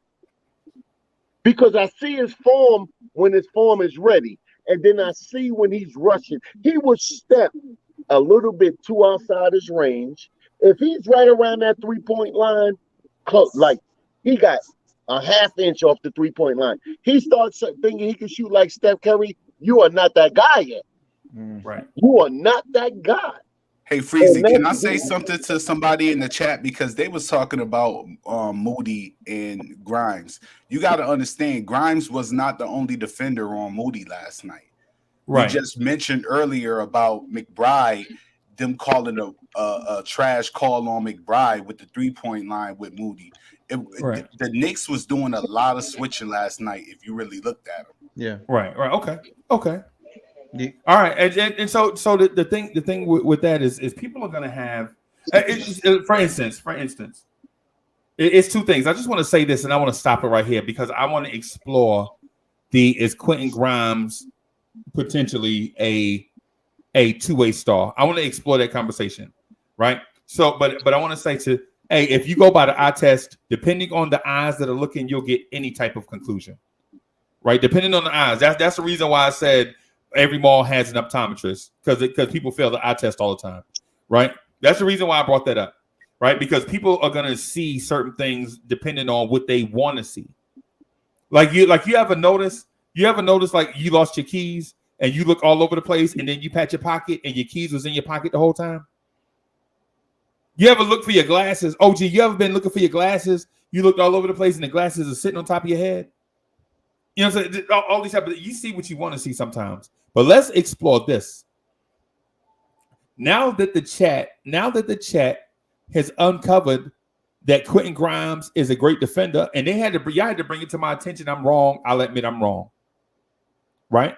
I'll admit that. Right? Now, with that said, if Grimes is playing this level of defense, a better defensive rating than the dude that won the defense. And look, I'm gonna show you on the screen right here. I hope I didn't lose the Marcus Smart one.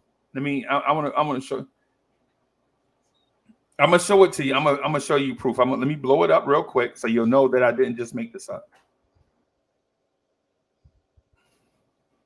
I'm gonna show it to you on the screen as my proof. The source is NBA.com.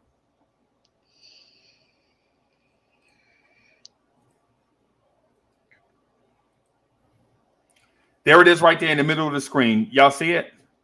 Where it says the year, the team, the games played 46, 17 minutes a game. The offensive rating, subpar. Defensive rating, 105.2. The total right there, that negative 2.5 number is rounded up to 3 right here. But you see his defensive rating, right, is 105, right? Mm-hmm. Right, I'm going to pull up the same thing I want to compare him to Marcus Smart. I'm going to compare. All right, why won't it let me do that? Compare him with RJ. No. To the right-hand side, Freezy, it says make a selection. It said click on that. There you go. Change selection, right, player. I'm trying to figure out why did I clicked on the wrong one. I had this one open. So I had the other one open. I had two of the same tabs open. Let me close this one. Right?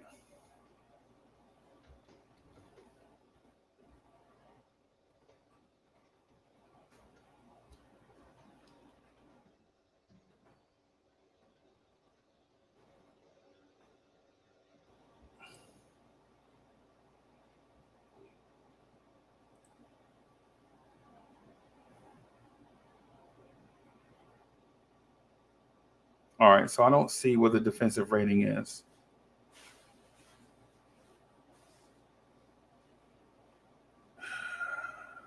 Jeez, it's shooting numbers from distance. That's not what I wanted to do. I wanted to.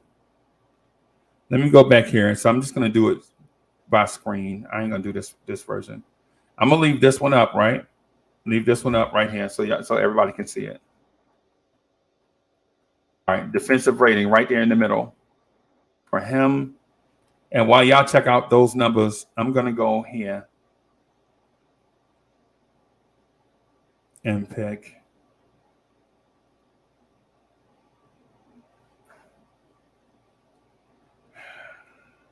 I just got to open a different tab. Y'all bear with me. NBA.com, Marcus Smart, defensive ratings.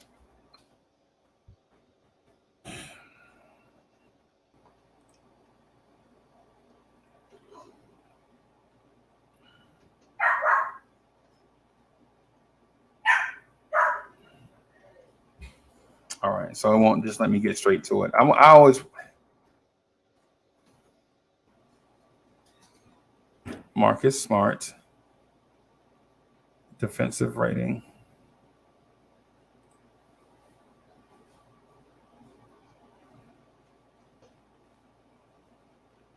And showing me the same thing.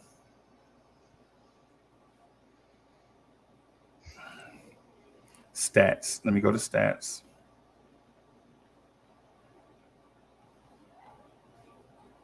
Scoring splits, miscellaneous splits,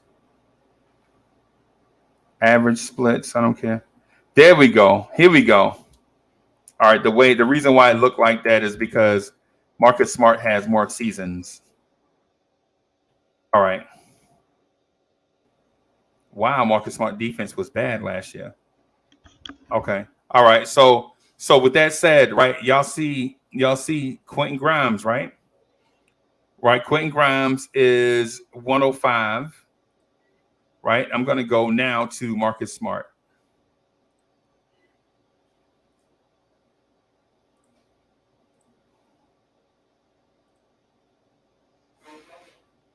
All right. Marcus Smart in the 21-22 season, 71 games, his defensive rating is 105.2.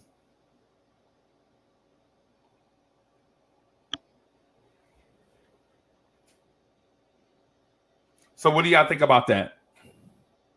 Seeing that the defensive player of the year averaged 32 minutes a game and his defensive rating was 105.2, what do you think about Quentin Grimes in 17 minutes a game, just almost half, is averaging, has a better defensive rating than Marcus Smart? What do y'all say to that?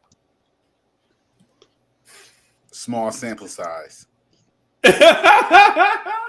Well, that shows me Marcus Smart, even though he won Defensive Player of the Year, his defense wasn't fantastic, wasn't outstanding either. So that kind of shows me there was a little lack of defense last year in the NBA. Yeah. Because you kind of, when guys, like, it's even showed there the list, like one of his best defensive year, I think, was like 99 defensive rating, and that's usually top elite defense there. Yeah, 105 is an elite. Yeah, I'm 99 is Hall of Fame caliber, right? And 105 is I ain't gonna lie to you, 105 is best for this era because the scoring is up in this era, right? But when you look at the year that he was at 99, his offense was also bad as well at 105. The team's offense was bad with him on the floor at 105. Like the year he was 100, the team's offense was also bad. The year he was 104.7, 101.4, his offense was also bad. So over the years, his defense has maybe taken a tick upward, his offense has increased. His offensive efficiency has increased, right? So hey, Ron Miller, what's good, bro? What's good, man? How you doing? Hey, you muted? Making rookie mistakes. My bad, family. Oh, come on, Miles McBride. What you doing out here, Miles McBride? Right. Hey, I'm not going to hold y'all. Freezy, I know I put in the chat the other day that Grimes should start over Fournier. And it was for that exact reason. Okay. Other numbers you want to look at that are going to be key on NBA.com. Check his pick and roll defense percentiles. It's above. Deuce McBride is elite. Right. But like when you look at some of these numbers, don't just check the team rating because our offense really sucks. And what happens is that rating is also based on point differential. Yeah. Right. And so if you're able to turn those miscues on defense into scoring, your rating looks a little bit better. Right. So that's what it is, man. I feel like I've been, ringing the alarm for Grimes to get those minutes. I'm not saying Fournier. Miller, you came in here to take a victory lap. No. No, what I'm saying is, Miller came in. Miller came in to take a victory lap. I'm happy with all take your round. Take your job, Ron. Hey, take your victory lap, bro. All I'm saying is, I'm a teacher by trade. I love when we get to the numbers, we get to the data, and we can have a conversation that is closer to what our opinions stray us from. So you say don't depend on the eye test. I mean, I think it's the first place you start, and then you go a little bit deeper, like you said, Freezy, right? Like if you see a purple dog, right? Eye test say your eyes need to be checked, and then you go to the optometrist to figure out what's next. You know what I mean? Like I'm not saying it's not bad. I coach too, man. So sometimes I got to check myself and say, hey, is this right? I talk to the other coaches and be like, am I seeing this? Are you seeing this too? And then we got to go back and watch the tape. And then you got to check the numbers. Right. So listen, you going into that, for me, I'm a numbers guy, man. I loved you breaking all of that down, but the pick and roll defense percentile ratings, he's head and above the shoulder. He's head and shoulders above him. That's one number. That's one number. I specifically that number, I don't trust, and it's not because of you saying it. It's because the Knicks historically have had a guy ranked 1 or 2 in that category over the past 10 seasons. Names like Elfrid Payton, Frank Ntilikina were number 1 in pick and roll defense, and we use that stat to kind of prop up their goodness. But that's the only reason why they was on the floor. Yeah, they offer nothing offensively. No, right. That's what I'm saying. So, but that one. But if we're talking about offensive field goal percentage in certain shot ranges, I like that. Right, because it basically what it boils down to is, did this guy hit a shot on you or not? Absolutely. I got one more thing, and I'm gonna let y'all go. Appreciate the time. Yeah, man. Hey, I don't want us to give undue pressure to Hartenstein. I feel like it's happening. What's happening? There's a lot of talk about Hartenstein being this floor spacer, and when he get on the floor, we are not going to see that. If you look at the mid range numbers, he was 1 for 6 from mid range. He is not that guy. If you look at the 3-point shooting numbers, he went. I want to say he's 44% from 3. His short corner threes are in single digits, and they all came within the last 5 to 7 seconds of the 24-second clock in the fourth quarter of blowout games. Right. Don't put the pressure on this man. He's good. He's a great passer. He's going to offer a different dimension. Right. But let's not make him something that he's not. And then Let's not do that. We already gave him a nickname, bro. His nickname is iHeart. Yeah. I mean, he already got a nickname already. I've been appropriating the name in the chat too. I like it. All right, fellas, have a good morning, man. I gotta get back to my kids, but I'm loving it. I gotta get out of here too, y'all. Y'all make sure y'all check out Know the Ledge with Ron Still Knicks fans. I think they on right now. Make sure y'all check them out. I gotta get out of here and do some Saturday stuff. I'm gonna try to be back on tonight. I may jump on this afternoon. Man, y'all stay tuned, and when you get the alert, jump back on with us. Stay blessed. Yeah, make sure y'all check out Ron from Knicks fans. I think they on right now. So I'll holler at y'all later, man. Y'all have a good evening, good afternoon, and I'll see y'all in a little bit. Peace.